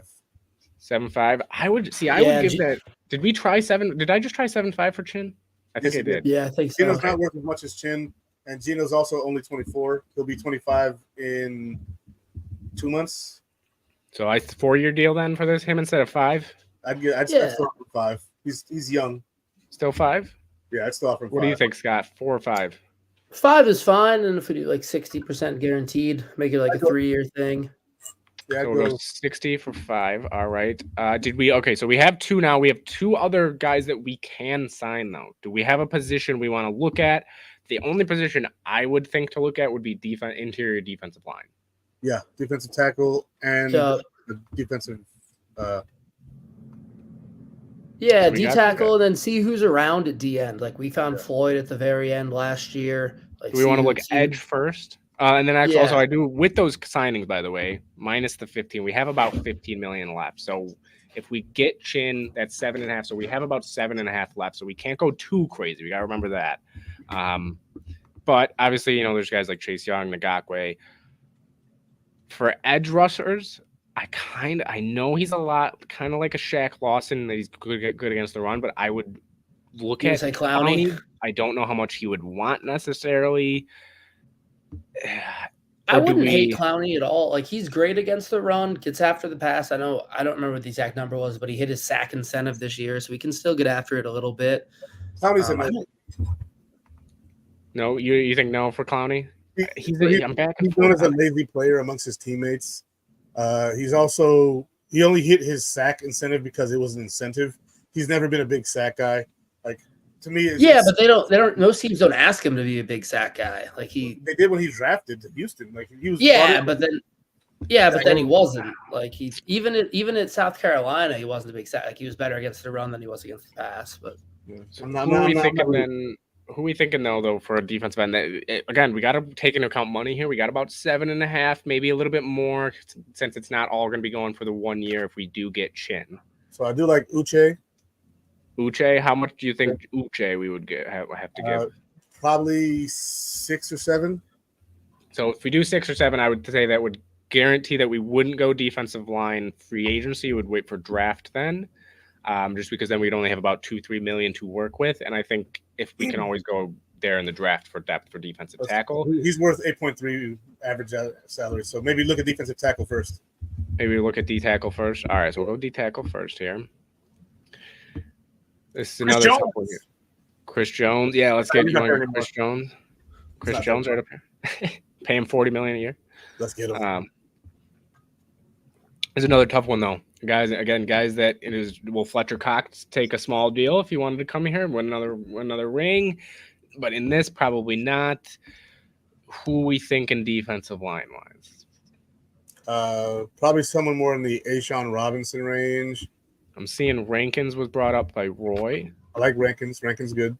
What is Rankins looking like for per year? Because this is where we're gonna start looking money wise here. Yeah, totally. Sheldon Rankins, money wise. Tart's another guy too. Tier Tart. 9.9 for Sheldon Rankins. What about Tart? Is Tart a little bit lower? What's his first name? TE and then the word air. TEAIR. Wow. Tier Tart. TARTT or T1T? Just one T.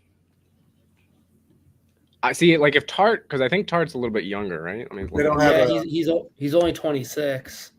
I would give him like a 3-year, 4-year deal. I'd probably say 3 more. I would give him 5.5, 6, and then just go elsewhere, edgewise, go in the draft or something, and get a cost-controlled guy. Because you just started. He's got a very low value. Oh, low value. Okay. Like under $1 million, like minimum. Okay, so who? Yeah, he's just kind of a space filler guy. So he would play the role that Daquan Jones kind of does. So kind of like a backup to that. What are we thinking money-wise for him? He's only 290 pounds too, so he'd be more of an Ed Oliver backup than a Daquan Jones backup. Well, I'm also seeing Taven Bryan as well. Do we try Tart here? I'm not really for it. No. Not really for it there. What are we thinking, Scott? I'm for it. Like he definitely plays more nose than 3 technique. He's just a little undersized. He's very undersized. It's 290. I'm seeing him at 305, which 305. I don't know. I think I'm on board with Tart as well. I think we make a move for Tart. We can always get a big guy, in the draft as well if we want to draft another defensive lineman, right? Like could get a Jordan Jefferson, something like that.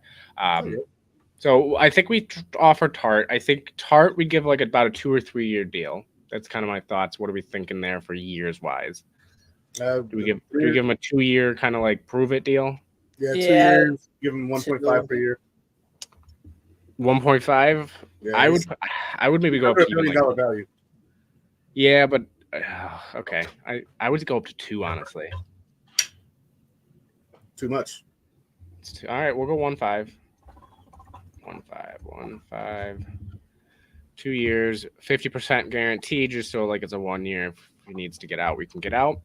So there's that, and then do we go edge or do we go just next day? Is that what you think we should go next day? See if either of these guys accept. I'd go edge. Yeah. We're not blowing much money. Yeah.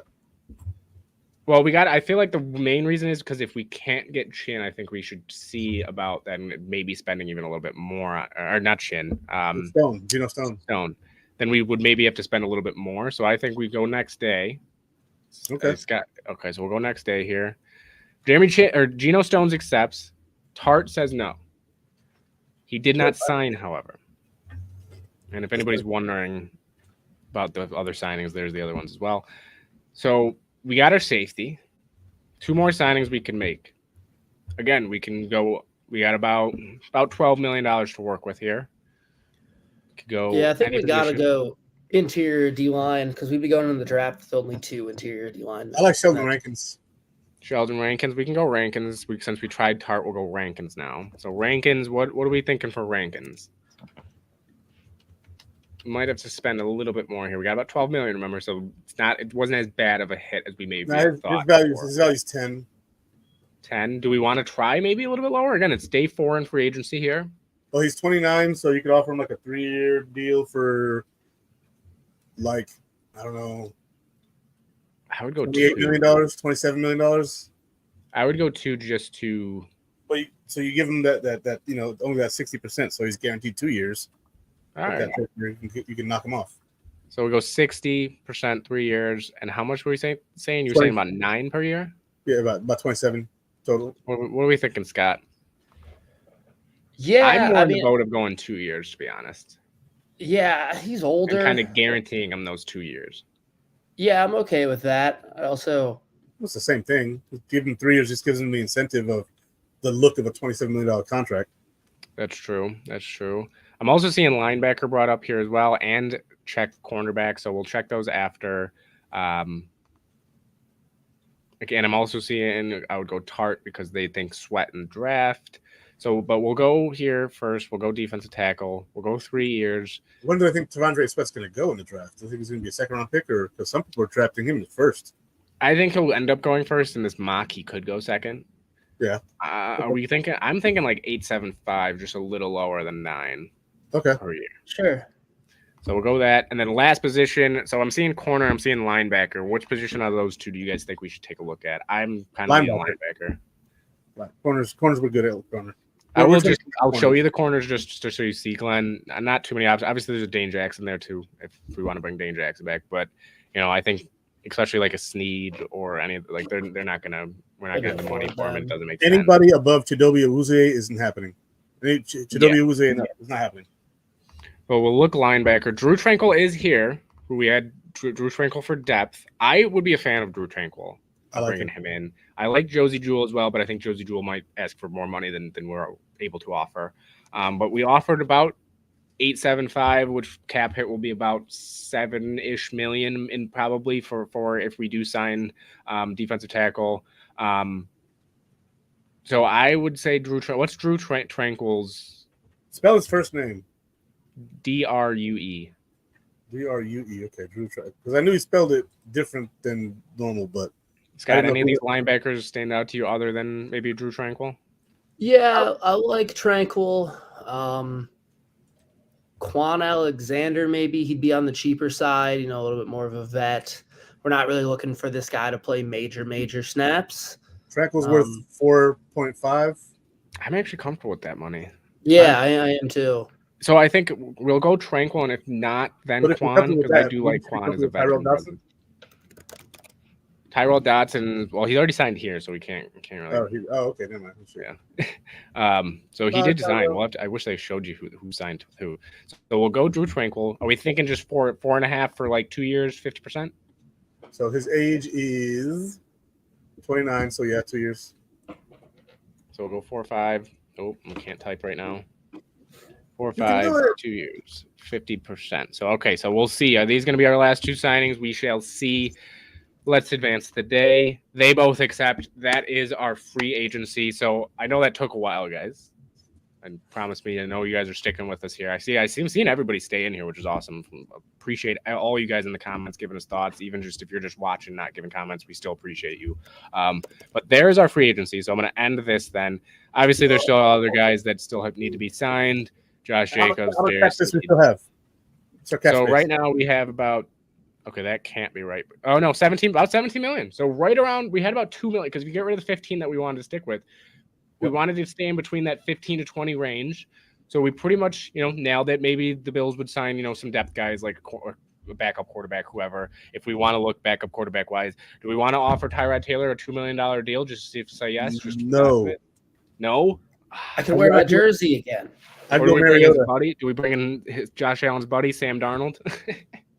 I would like Darnold more than the rest of them. Now we'll I like see Mariota about the draft. because of Maybe mobility. we'll draft one.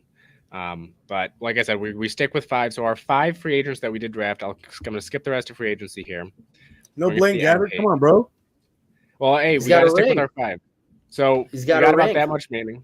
So here are our actions so far. To recap what we did, we cut Deontay Hardy, cut Saran Neal, cut Naheem Hines, cut Tommy Doyle, who is a tight end, by the way. We restructured or extended Stephon Diggs, who was a restructure, Deion Dawkins, who was technically an extension, Josh Allen restructure, Teron Johnson, McGovern was a restructure, and then Teron Johnson and Rasul Douglas were both extensions or restructure extensions. Free agency wise, we brought back AJ Epinesa. That is just his cap hit for the first year. I know everybody's looking, 4.9, that's very low. We signed him for more, but that's just his cap hit for the 1 year. Shaq Lawson's back. DaQuan Jones is back. We also got Sheldon Rankins in there in the middle as well, who actually per year is getting paid more than DaQuan Jones, which is funny, at least for the first year. Taylor Rapp is back along with Geno Stone coming in. Noah Brown's coming in for receiver. Donta Foreman's adding to the running back room, and then Drew Tranquil we brought in as linebacker depth. I like that free agency. If this ended up being the free agency, I'd say Brandon Bean, very good job. Now let's go nail this draft, which is what we're gonna do. So I'm gonna stop sharing this real quick. I will keep this up here. We'll take a quick look, and we're going to go look here at our mock draft now. Where is share screen? There we go. Mock draft. PFF. We're using PFF. I know a lot of people are back and forth on PFF. Even I am too, but it's just to be the most accurate when it comes to fantasy or mock drafts. So we'll do 7 rounds here. We're going to go decent speed just because we don't want to be watching every pick take 3 seconds. Number 28 in the draft. I'm not really touching any of these positional value. I think, again, they do a pretty good job there. So we'll just enter the draft here. Here we go. We're going to start her up here. I don't even have it up here. That would probably help if I had it up on the board. But we'll see. We'll just press start. I'll stop it around pick 20 to see if we want to make a trade up at all. So we'll see about that. So Caleb Williams goes 1, Drake May, Harrison. You guys can see who's going. Obviously, again, not Cooper going to be. DeJean at 7. I know. I did see that as well. Jaden Shout out Will Compton. So at pick 20. City of Compton. I'll let the Steelers go here. Pause. Sorry, went past 20. Well, we're not going to trade with Dolphins anyways. I don't think so. So here are so far who's went.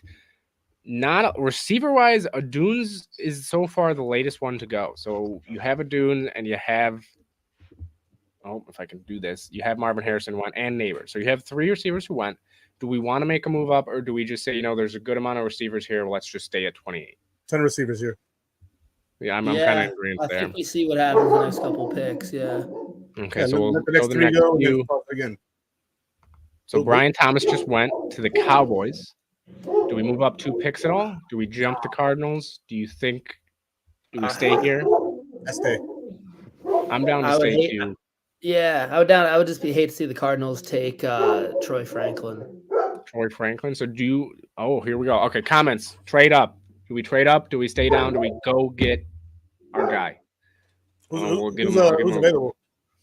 Troy Franklin would be who I would want if Thomas is gone. See, that's the only part that's kind of annoying about this. It doesn't let me say. So we have a stay comment.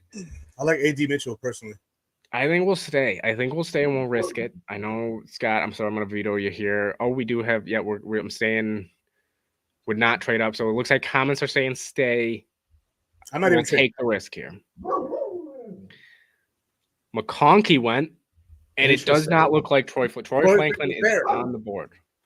McConkey going before Franklin is wild. You jump out your chair and you go take Troy Franklin. Yeah. I mean, I'm looking at the comments as well. Sweat is here. Sweat though is way down the board here. It would be a reach. If we didn't just sign safety, I would say Tyler Nubin because everybody knows how much I love Tyler Nubin. But Troy Franklin, is he the guy? Is he the easy pick? Yes, I think so. Here we go. All right, Troy Franklin. He is your newest Buffalo Bill at pick 28. So that fills that position. Newbin's going. Mitchell went. Keon Coleman just went. So running back or receivers now going off the board. I'll stop it here at about 50 because the next pick is 60. So if we want to trade up 10, I didn't see him move. I think Sweat's still there. Sweat is still there.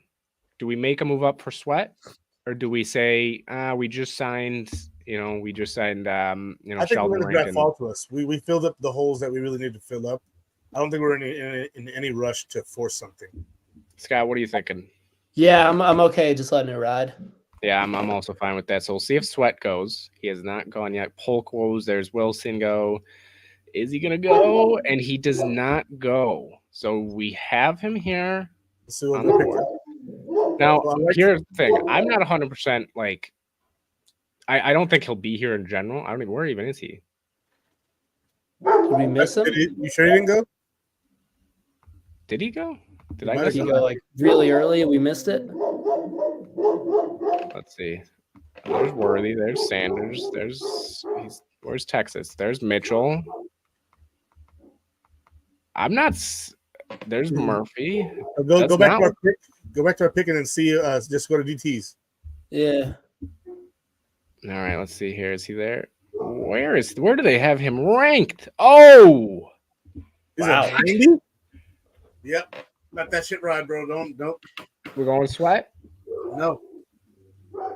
No. No. Not at 60 when he's 90.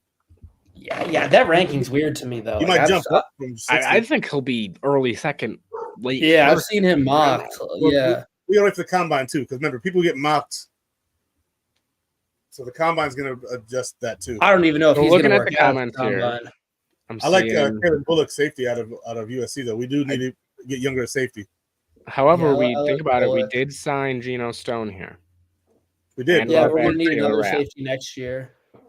And we brought back Taylor Rapp. All right, so maybe I'm seeing Carter from Duke, Boyd from Northern Iowa, stud defense tackles. Defensive end, I'm seeing Trice. I might trade back.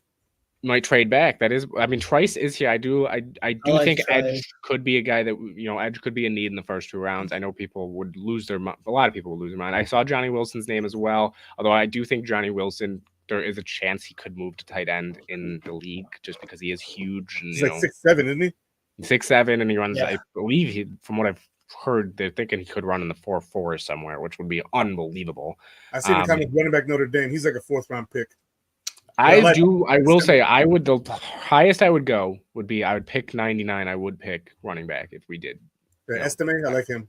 He's a good running back. So we're thinking Bullock. There's Trice. I'm on board with Trice. What are we thinking? What do you think, both of you? I like Trice. Yeah, I like him. Obi Trice, no name, let's go. What's his size? Here we are. Braylon Trice is, if it 45 or something like that. He is 6'4", 274. He's about to be 23. I like the pick. So Braylon Trice. I'm just throwing it out there. I'm that size too, if we want to pencil me in there. Well, hey, maybe, if the Bills have enough injuries, maybe we'll need it. So Trice is the next one. There goes Johnny Wilson. It's always the big guys with the baby faces. There goes Leggett. There goes Cameron Chitchens. There goes Frisk. Some friend. Okay, there we go. We're at 99. I just saw him. Sorry, I was actually trying to, but it's lagging a little bit here. But did see him go. He went to Green Bay funny enough, with the Buffalo Bills pick that they traded to Green Bay. So I just thought it was a little bit funny here. I'm seeing a lot of running back though. I'm seeing Jerry Rice's kid as well here at 99. I'm just gonna let it ride to 99. I think there's nobody that we need to trade up here. Michael Hall Jr. Michael Hall Jr. is there, so he's an option. Let's see. That's the question, though. There's Leonard Taylor as well. Esteem is there as well. I'm seeing Ray Davis. I'll see if Ray Davis. I believe it's pronounced Estime. Yeah. Let me see. Is Ray Davis on the board still? I got to see if he. Yeah, he went the little pick before. Braylon Allen is still here, although he has a little bit of fumbling problems, in my opinion. Michael Hall Jr. is. First look, 280. Way not for at Oliver size. Yeah, I mean Bucky Irvin is also up here as well. Dwayne Carter from Duke, we do have him. I'm seeing him comment as well. Size 305, 6'3", so we could go Dwayne Carter. Which I'm seeing Lil Wayne, linebacker baby, from Lil Notre Wayne. Dame. I do like Morris. I just wouldn't go linebacker because we did sign Drew Tranquil. That's the only reason I wouldn't, but I do like him. Agreed. Why? Okay, I do see Roy also saying, is Miami's pick forfeited? Where is it? Yeah, 93 was forfeited, or no, 83, I think. Oh, is that still from the Yeah, the Tom Brady situation? thing. Yeah. Oh, yeah, okay. So it sounds like we got Carter's in the mix. Lil Wayne, baby. I do like Esteem as well here. I mean, there's Leonard Taylor as well, 305 too. Do we move back? Do we stay here? I think we stay here. We take Carter. I do like Javon Baker as well for looking receiver, by the way. I know we just went one, but I mean, never go wrong double dipping on receiver. I like it. There's a receiver I like in the 4th round from UVA. Okay, so we'll stay. What do we think? What do you think, Scott? What do you like? I'm cool taking one of the 2 D linemen. Carter's the one, I think. He's got the size. Yeah. Carter? Yeah, Carter's big, but he's a little older. So depends. What's his age? Well, he's a redshirt senior, so he's not like old, but I'm saying like 23.2. So he's just turned 23 of 2 months ago. He's probably a little closer to his ceiling than some of the other guys. A little bit more ready. Well, I was saying almost like the other way. Like he's probably a little closer to his ceiling than some of the younger guys. Well, like, Leonard Taylor. See how much old Leonard Taylor is. They don't have his age. He only played. I think he only played 2 years at Miami after his redshirt year. And then I'm seeing Carter in the comments. That's the only thing I'm seeing. So I like. Yeah, Carter. I'm cool with Carter. I'm fine with either as well. I just think let's make the comments happen. Exactly. We've been going a lot of us as well as the comments, but we've gone mostly us. So we'll throw it here. So we'll go Dwayne Carter. Got defensive line. So we have what? Defensive line, we got receiver, and the 2nd round pick was who was our 2nd round pick? Defensive end. Yeah, defensive end. So Washington Trice. Next up, we're at okay, we'll stop it here. We're at 129. Jordan Travis went. Obviously, we weren't going to draft a quarterback this early. Allen went. Cole Bishop. Taylor, Leonard Taylor, we would see him there. Javon Baker went. Did what's his name go? Oh, you know who's here? Running back, Mr. Esteem. I do not see his name. Estime. Yeah, I'll have to figure out. Do we want to move up to Chicago? I'm down. Chicago doesn't have many picks. They might want some more picks. We still got a bunch. Yeah, I'm cool with offering them. 129, where they at? 123? Yeah. I'd give them 129 and one of the 6. 246. 246. I would. I don't know if they'll. 94% accepted. I would say more likely they probably wouldn't accept 246. More like 206 or 202. In the 4th round. That's I think so. I would think they would. I would just go this. I mean, I don't know. What do you guys think? Yeah, I was thinking a 6th. All right, so we'll go with this. We'll offer them the trade, and they accepted it. And he's number 1. He's actually past his draft value, which is kind of funny. So do we go Esteem now? Yes. I'm seeing Roy. I'm sorry, Roy, but we're trading up in the 4th round. It's only a few picks. We gave up a 6th. I'm fine with that. Now, I understand if you'd be upset if we traded up in the 2nd, 3rd, 1st, whatever. But here in the 4th, we'll do it. And fun fact, caught all 29 passes thrown to him, even though I like him just because he's, big boy. Get him in there. So, he can move pretty well for his size too. Yeah, I saw him hurdling some guys in some of his tape. Oh yeah. He's we'll go with Steam here. That's an easy one. Next up, we're at 159. Do we wait? Do we move up? We still have a lot of picks here. Now, wait it out. We want to look at any offense. We can always move back. We want to look at any offensive line depth here. I think we do. I think at least tackle, because tackle depth to me has been a little bit of a concern. But we'll see who's on the board here. So we're up now. Drake Nugent just went. I would have gone Nugent actually if he was here. Wide receiver. I do like center here Joe Milton. Now hear me out. Joe Milton, I wouldn't hate here. I don't know. Do you think it's bad for Josh's self-esteem if our backup could throw farther than him? Are we convinced he can? It'd be good. It'd be good content. I do like Mustafa as well. If we want to go safety, let's think here. We're staying away from D line. What's the wide receiver situation looking like? Well, let me go down just a little bit. Luke McCaffrey's, I think, the most recent one that's available. But let me see here. Receiver wise, so okay, I can actually pick multiple positions. I didn't mean to do that. Pick quarterback. So we're not going quarterback because that would just okay. What is happening right now? There we go. You broke it. Receiver. Okay, we got Luke McCaffrey, Casey Washington, Clark, Brew McCoy's there, Whittington from Texas. Even though I do like Franklin as well. I like Zachary Franklin. I like he's Franklin way down. too. But he's late. Yeah, none of those guys. I don't know if it's needle much worth for me it here. Don't worry about receiver. I'm going to add offensive tackle as well because we were. I want to see if Malik Washington was still there, but he's not.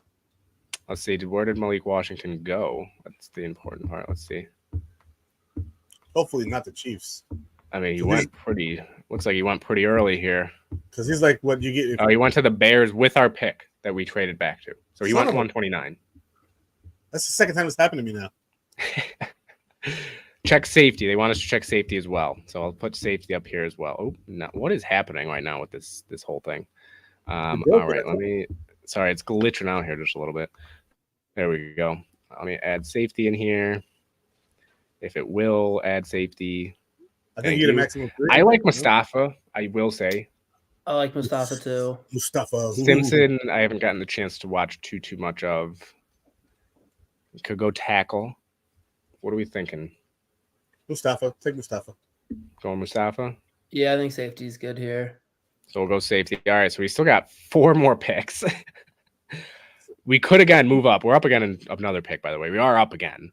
Again, I think that's that what I'm means saying. that we cut Jordan Poyer after the draft.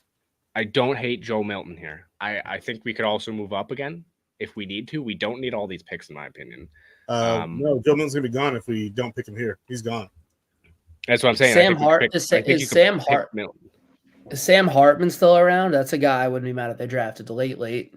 Hartman always goes like you could get him at 246. I wouldn't draft him at 47, to be honest. But Franklin. Yeah, no, I was saying someone we could get later than this.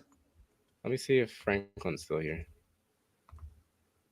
Franklin. Why is it doing tight end? What is happening right now? Hey, PFF, can this work? Okay. I just added there. Okay. Luke. Okay. I this is all over the place. I'm just gonna get rid of this. I do think Franklin is still here. Actually, let me search him. Hey, it's Franklin. So Franklin's still there.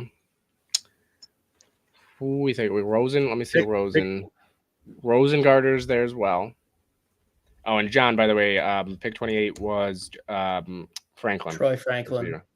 Do we go double Franklin at receiver in this draft? I don't know if I like that. That's the curse. We had double Allen at quarterback this past year. Yeah, that's true. I'd go get the backup quarterback. I'm down for Milton here. I know some people might not like it, and then I would be willing to move up from 246 and like 202 and package them to move up just a little bit. Such a project. Yeah, that's true, but it would make me a little bit more confident than having Kyle Allen back there. He's the backup, so project is fine. Yeah, I mean, definitely. He's like, if I don't even know if he knows where the ball's going when he throws it. Where the hell did Shoop go? That's the question. He's back. Kind of. All right, I'm here. I just actually unplugged my camera. Let me fix this, and there we go. All right, I'm back. Okay. All right, sorry. What are we thinking here? I know we kind of said a bunch of different things. Milton. Are we going Milton? I'm fine with him. Similar type prospect to how Josh was when he came out. Is obviously not the same level. Go Joe Milton, get in the quarterback. Do we move up here? Yes or no? No. No, just ride it out. I don't see a reason to. Like, what do we need that we're moving up for? Let's see. Jordan Jefferson did go. I would have liked him, but we did get defensive line. Luke McCaffrey goes there. Simpson just went. Let's see who's going. Now, I haven't seen Zachary Franklin yet. I haven't seen. He's ranked in 230, so he's probably going to be here still. Ooh, send us another option. So, who are we thinking here? Let me see. Corley. I saw Corley. Corley is gone, unfortunately, John. Let's see. Who else were we looking at? Franklin is here still. Frank Gore Jr. We already went running back. Who we think? What Steel position? Chambers, linebacker. Chambers. Steel Chambers is here. He was in the visit. You could see him already. Oh, sorry, I wasn't looking down it. Center, That I name think is also. badass, dude. Steel Chambers. That's a badass name. Who do we go? Steel Chambers just for his name? No. Take a look. Take a look at his info. There you go. Let's go. Here we go. If it will load fast. I mean, his PFF grades aren't great, but he's 6'1", 233. A little bit older because he was graduate. I think O-line. We haven't gone any O-line yet. I like Javon Cohen. I do think he should be. I do think he should be a little bit higher ranked, in my opinion. I wouldn't mind going guard here. I know. Let's see. Especially if you don't get David Edwards back, right? We didn't get him back. We also got to remember we are up in 5 picks again. True. So we could end up getting like a another receiver who. Franklin's going to be there in 5 picks. He's going to be there in 5 picks. Yeah. So do we go? I go guard. Yeah. Who's the top guard though? And we didn't get David Edwards back. We do have to think about that. He is Keegan's the top guard, but I don't know. I'm a big fan of. What's their size? Doesn't matter. Especially at guard. Yeah, because he's like, okay, let's see.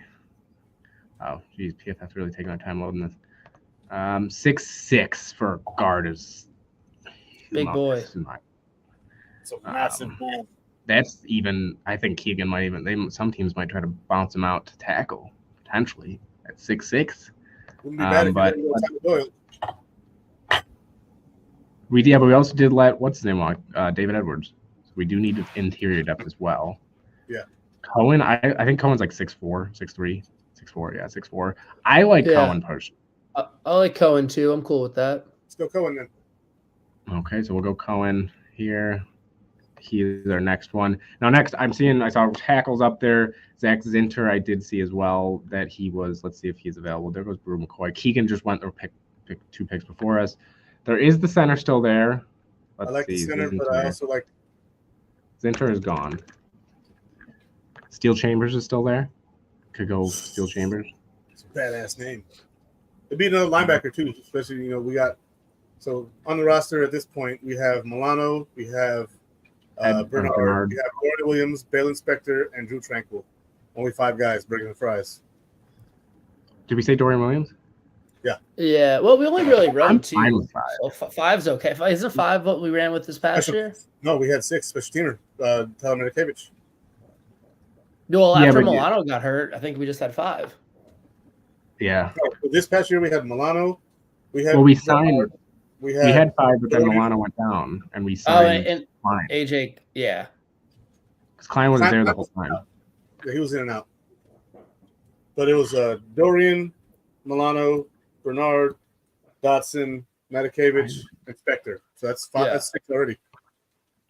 So I'm fine. I honestly, I'm comfortable at linebacker. If we want to draft one in the 7th, I think that'd be fine. I'd rather either go tackle, center, but we have Bates, so I don't think we necessarily need center. I think either tackle or another receiver. So all right, the law firm, Franklin & Franklin. Oh, yeah. Do we go Jakari? We could trade back and get both. Could get a tackle. Probably could get both, though, in general. Wait for Franklin at 202. Well, yeah, we're at 202. Sorry, I know it says it's. Oh, we're now. Got you. Still done. We could move back, and we could do 202 and 246, and move up kind of in that two picks in that 2 teens and 220s range. Like get 2 in those range. We have a trade request. The Jets want to move. The Jets want to trade with us, by the way. No, we're good. Do we try to move anywhere else? Like, do we try to go back to the Panthers? They only got 1 pick, though. Commanders, they got 1 as well. Who's got 2 picks? We could do, like, Raiders here. Yep, I like that. This would likely be acceptable. No. You don't get him the last pick. Oh, wait, what am I doing here? Sorry. No. So 202 for 221 and 231. Move back 20 spots. See if there's anything a little bit earlier than 221, because you may lose out on Franklin if you really want him. 213. Cowboys are there. There you go. Ooh, we could go 218, 212. We'd have to throw another pick. If we did 246, we'd be able to get up to 212 and 218. I'm okay with that. Yeah. All right, we'll send it here. Go there. Yep. We'll move down to 212. Then you can always trade back again at 218. That is true. So here we go. We got Cordarrelle Johnson that we want to look. We got Hayden. Let's see. Sorry. Let's see. I'm gonna look up Hayden. Hayden is gone, unfortunately. I love that. Let's see. Johnson. Cornelius is also gone. Frank Gore Jr. still there. Steele is still there, by the way. Who are we thinking here? I mean, Andrew Coker too. I know is the guy that was talking. Yeah, I wouldn't hate just taking a tackle in general. 6'7". You know, Bean loves his big boys, and Coker. I think before this season, he had a better season last year, but he had a little bit of a down season. TCU was just a much worse team this year. So, we thinking Coker here? I'm okay with that. What about Floyd? Floyd. Linebacker. Just below him. Floyd. I think it was Ford. Go yeah, down. Jalen Ford. Yeah, my bad. Jalen Ford here. Could go him as well. 6'3", 240. I feel like linebacker's not as big of a need as tackle depth, in my opinion. That's just the only reason why I would be a little hesitant. We got Tanner Bertilli, or I can't even pronounce that. What's his size? Usually center's a little smaller, but you know. I wouldn't mind center as well, actually. 6'4", 312. That's a big center. I like that. What are we thinking, Scott? And well, I'm hearing Izzy. That's why I'm asking Scott. Almost Tortellini. I like that. I would lean tackle. Just we have a lot of interior linemen. Tackle. You know, Spencer Brown was better this year. Who knows? And like if one of those guys goes down, we get thin at tackle real quick. I'm down to get Coker here, and then if Bortolini is there, grabbing him. I do keep saying Hayden. Hayden's gone, by the way. I did look him up. He is gone. What about Franklin? Franklin's gone? No, Franklin is still there, but I think he could fall to 218. I'd rather, because I have been seeing everybody talk about receivers too. We did, But I mean, you just said that if we take Coker now, we can get Tortellini at 218. So that's why I'm saying. I'm also reading the comments too. They are bringing up good points. How we signed Brown, we have Shorter. You know, we drafted Franklin. Fair enough. That's 5 right there. That'd be 6 right there with Diggs, Shakir, Franklin, Shorter, Isabella. Yeah. So I think as much as I love Franklin, I don't think it's necessarily a need. So are we going Coker then? Yeah. Yeah. Okay, so we'll go Andrew Coker. Now we're up against 6 pick. I probably wouldn't trade back. I'd probably just take it at the end of the 6th round. I'm not sure. Nobody wants to trade with us anyways. So let's see here. Wants to feed the enemy, right? He is gone. What about Dylan? Whatever his name is. Who? Down, right there. NC State. Up one more. There you go. McMahon. There you go. Do we go center or do we go a different position? What position are we thinking? He's 6'4" as well. 6'5". I'm okay going center. He got better as the years went on too. Need another tight end. I'm seeing it as a comment. I think tight end. We can get that in the post draft. And if Quentin Morris when we did the free agency as well, he wasn't on there, but Quentin Morris, I would have opted to try to resign. And I think they do bring him back on a very cheap deal. I would have too. Yeah. No, what about tight end? So are we going McMahon then, or let's see who else is there. Trey Taylor's there too. I kind of like Trey Taylor. We could get the other TCU tackle, Coleman. Let's see. Looking down the line, there's Franklin. I'm down to go McMahon if we're down for it. Yeah. Center, late round center, it's the 7th round, last pick of the draft for us. Why the hell not? Take a shot on him. Yep. That's what you're doing. There we go. All right, so we will preview this. I know this has been the longest one by a mile that we've done ever by a mile. 2 hours, baby. Let's go. the first show that you're hopping on is the longest. Trey Knox, by the way, I just saw go tight end out of Texas A&M. But yeah, it's been a fun one though. Everybody's been in the comments. It's been awesome down there. Here they're grading our draft. Everybody, what do you think our draft grade is? Once you see it here, for those who may have missed a little bit of it, but we're running about to be on hour 2 here, but we're wrapping it up. So Troy Franklin gets an A. Trice gets a C+, which I think is kind of crazy for a C+ at that position. Carter B+, Esteem B+, Mustafa A-. Let's go. Joe Milton was given a B. Sorry, I just saw this comment come in right now from Spin. Spin, I love you, buddy. I'm just gonna. That's all I'm gonna say. Major spin cycle, dude. But there's our draft. So we'll go. I'll pull up the offseason first. Here. Let me do this here. I'm gonna take this off the screen. We'll show everybody the entire offseason. Share screen. Let's go window. Let's go this. Okay, there we are. Okay, so fan speak. Here we go. Offseason recap. We ended up with. I know this says 17 million, but we actually really only have about 2 million left from what we did, just because the numbers weren't exact. So, cut Deontay Artie, Saran Neal, Naheem Hines, and Tommy Doyle.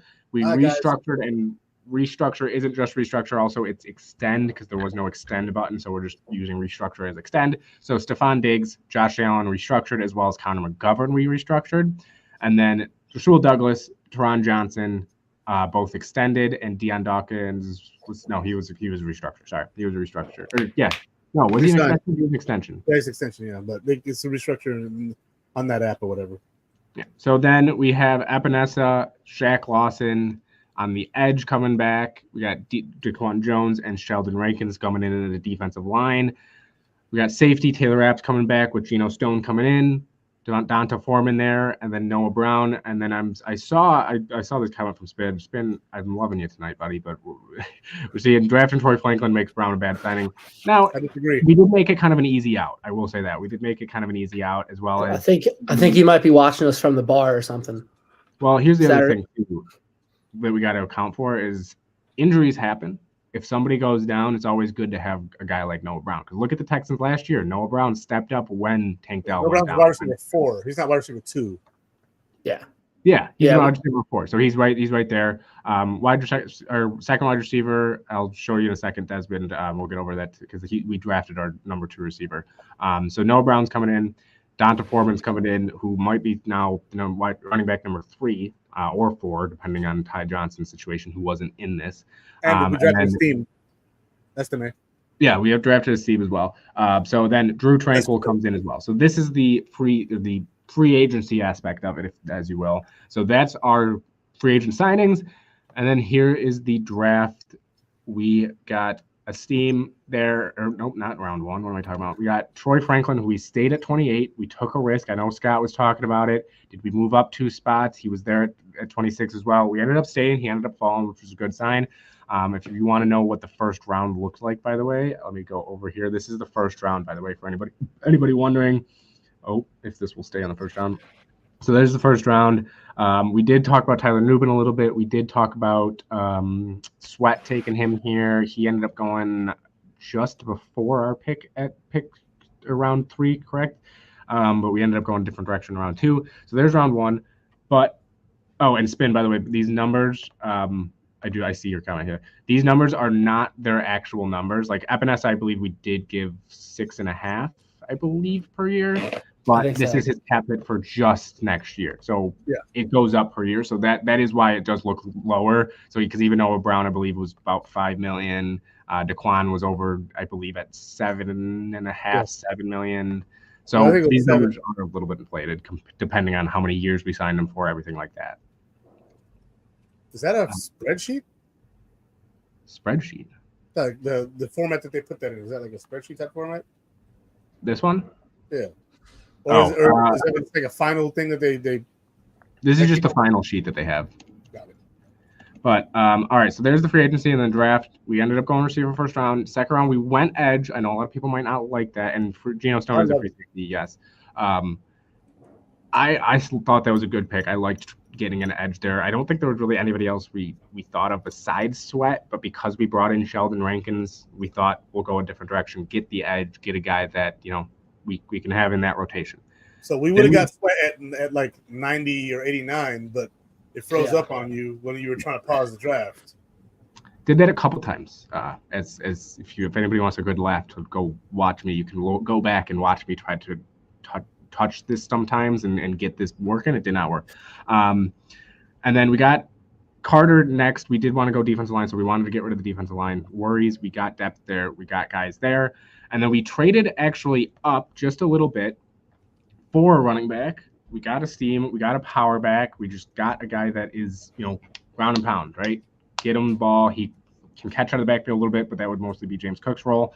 So we did go Esteem there, or Esteem, whatever it is, whichever one it is, we'll learn differently. And then we ended up going safety at 159 with Mustafa, who I thought that I liked that pick right there. I didn't think he was going to be available there because I think we were kind of looking at him a little bit earlier too, if I'm not mistaken. So we ended up going Mustafa there. And then we were up again at 3 picks. And what was it? We kind of just were looking at who was available. We didn't really love anybody at that spot. So we thought, why not get a quarterback that is, you know, got a bigger arm, right? Got a guy that, you know, might be a little bit of a project, but he kind of is, like you said, Scott, he kind of is that Josh Allen type. Obviously not Josh Allen. He's not going to be Josh Allen. If he is, that'd be crazy, but I don't think he will be. But I thought, you know, get a quarterback here, get your backup quarterback for the next 4 years. Don't have to worry about it.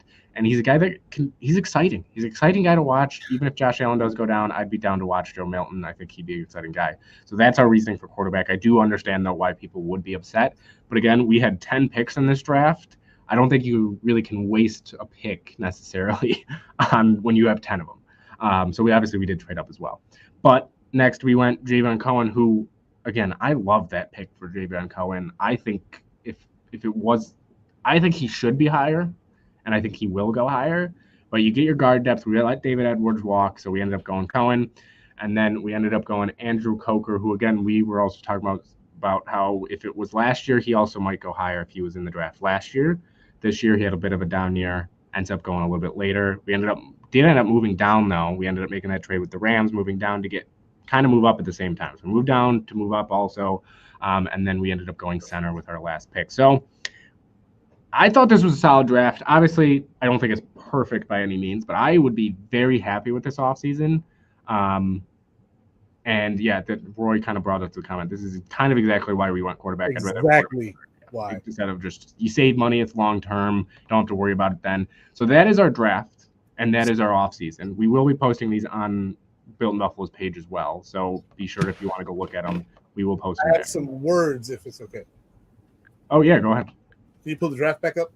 Oh, yeah. Sorry. Let me pull the draft up here. Yeah, I gotta do my mental gymnastics on this one. Yeah, we'll give our last final thoughts on the kind of, oh, there it is. Just got to pull it up on stage. There we are. All right, there's the draft. So Troy Franklin being drafted as your number 2 wide receiver. His contract aligns perfectly with Stephon Diggs' contract, in which he has a 5-year deal as a rookie, where Stephon Diggs has a 4-year deal left. You take his 5th-year option and you re-sign him that last year. That's when Stephon Diggs basically retires or decides to go elsewhere. Edge rusher Braylon Trice, that perfectly aligns with the Greg Rousseau deal, also with Von Miller's, because after next year we can drop Von Miller, and you want to have another edge rusher to be there to take over that spot.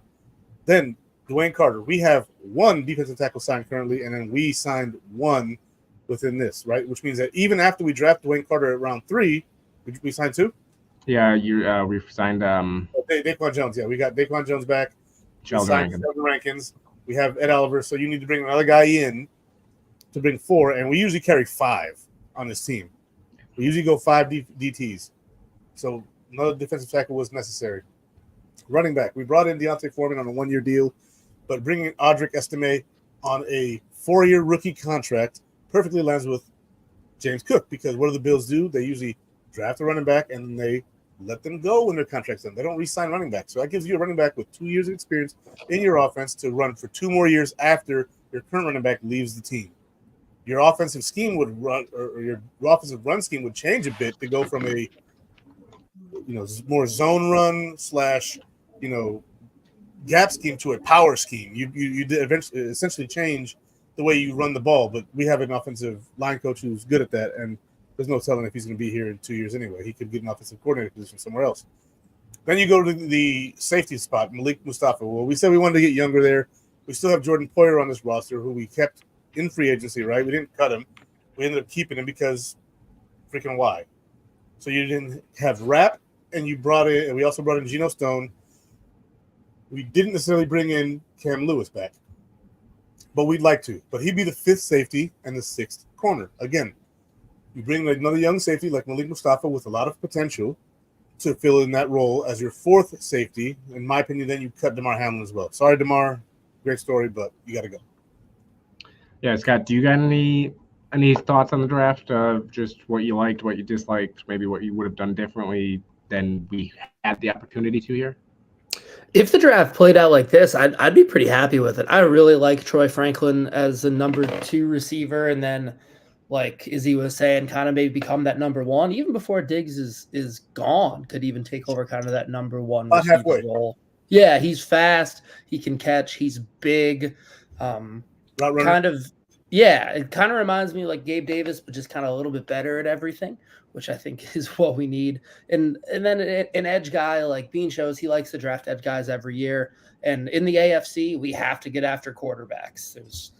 There's for some reason every good quarterback is in the AFC. It seems like so we need guys who can get after that, and Trice can do that. And all the other guys like. They may not make, impact roles right away. Like someone saying in the comments, like, why take a quarterback? Because like you said, we got a backup for 4 years now. You don't have to think about it again. And similar, exactly. Similar type to Josh as well. Similar way that he plays. You don't really have to change around much of the scheme. God forbid something happens. But yeah, I think we got a lot of good depth guys. And remember, some of these later picks, like they might make the team, they might not. So take some flyers on guys with higher potentials, maybe. They've showed some flash on tape, but didn't quite do it consistently. Get them to the NFL, you get them where all they're doing is football. They can hopefully reach some of that potential. So yeah, if the draft played out this way, I'd be pretty happy with it. And I'd feel good going into next season. Yeah, same with me. I'd be pretty happy with it. I do understand, though, like I said, I'm seeing some of the comments. I do get why you guys feel that way about certain things, especially like running back trade up. I get that. I get not wanting to trade up for a running back. I get, not being happy about a quarterback in the 5th round. Just the way the draft fell and the way everything fell, we went with what we thought was best. But I like it. I understand everything, why people think certain ways. But overall, I think it was a great draft. I think even just offseason, everything was filled. Holes were filled. It was an awesome offseason. I'd be very confident with this team going into 2024. So, yeah, we will be posting this, though. Like I said, it will be up on Built in Buffalo's Twitter, Facebook, depending on if it's tonight or tomorrow. I know we ran very late tonight. We usually go, an hour, sometimes an hour 15 at the most. Yeah. And we're out here 2:15 almost. Let's go. Yeah, so it was awesome. Scott, I know that was this your first or second? I'm trying to remember. I think second, yeah. I did one with the key. When I wasn't there, right? Yep. Yes. Okay, I was just saying that's why. So this was the first with me, at least. That's why I was first. But yeah, it was awesome with having everybody on to this week. But yeah, it was an awesome one, guys. It was really awesome. So you guys in the comments were just awesome as well, giving us ideas, thinking what we do, everything like that. So yeah, yeah, we'll see you guys next time. Any last words though? Not draft wise, not everything wise. Scott, you go first. Do you got any last words for everybody? Yeah, the Bills. I mean, the cap going up helps the Bills a ton. I don't think anybody expected to go up $30 million. So I think it could really give Bean, big baller Bean, he's a cap wizard, some real wiggle room. So I'm really excited for this offseason. They have a lot more room to do things than I thought they might. So I don't know. Like Bean said, we're not shopping at the same stores we used to shop at, but don't be surprised if Bean makes a decent amount of moves this year that really help this team next season. So, and I'm excited to see what they are. Yeah. What about you? Izzy? Any last words for everybody? I like this guy. No, just I went on my rant and you had to pause me because I was going to keep going. I was going to keep going. But don't we always have to do that? Both of us always have to do that. We like to rant. If everybody watches the show, and it just makes sense, and it's like, dude, this is why this all makes sense. We just like breaking down Barney style sometimes. But You know, like our fans aren't dumb, but sometimes we're impulsive. All of us, me too. And so, like, I love all of you guys in the comments. You guys are all awesome. And Built in Buffalo. And I love the honesty from everybody too. I will say that. I love everybody, you know, that's the best part. And it's nobody, like, everybody's honest, but they're also like, oh, well, this is just how I feel. They're not, nobody's attacking everybody. So a shout out to all you guys in the comments as well. You guys have really just been awesome. But yeah, but that's going to do it for us though. Let's go Bills from Izzy, man. Let's go Bills. Yeah, just go Bills. It's been a long one for us today, guys, but you guys stuck through it. All you guys, I did that number. I saw the number of how many are in here. That number has stayed pretty much the same, if not a little bit lower, obviously, now that it's ending. But it stayed the same throughout that whole entire process, that whole draft. So shout out to you guys. It was awesome. We'll see you guys next time. Appreciate all you guys. Go Bills. Go Built in Buffalo. Go Buffalo in general. Shout out to the Sabres with 2-game win streak. Let's keep that rolling as well. And last part, as I always say, go spread some love this week, guys. Go make the world a better place. Go spread some love, and we'll see you guys next time.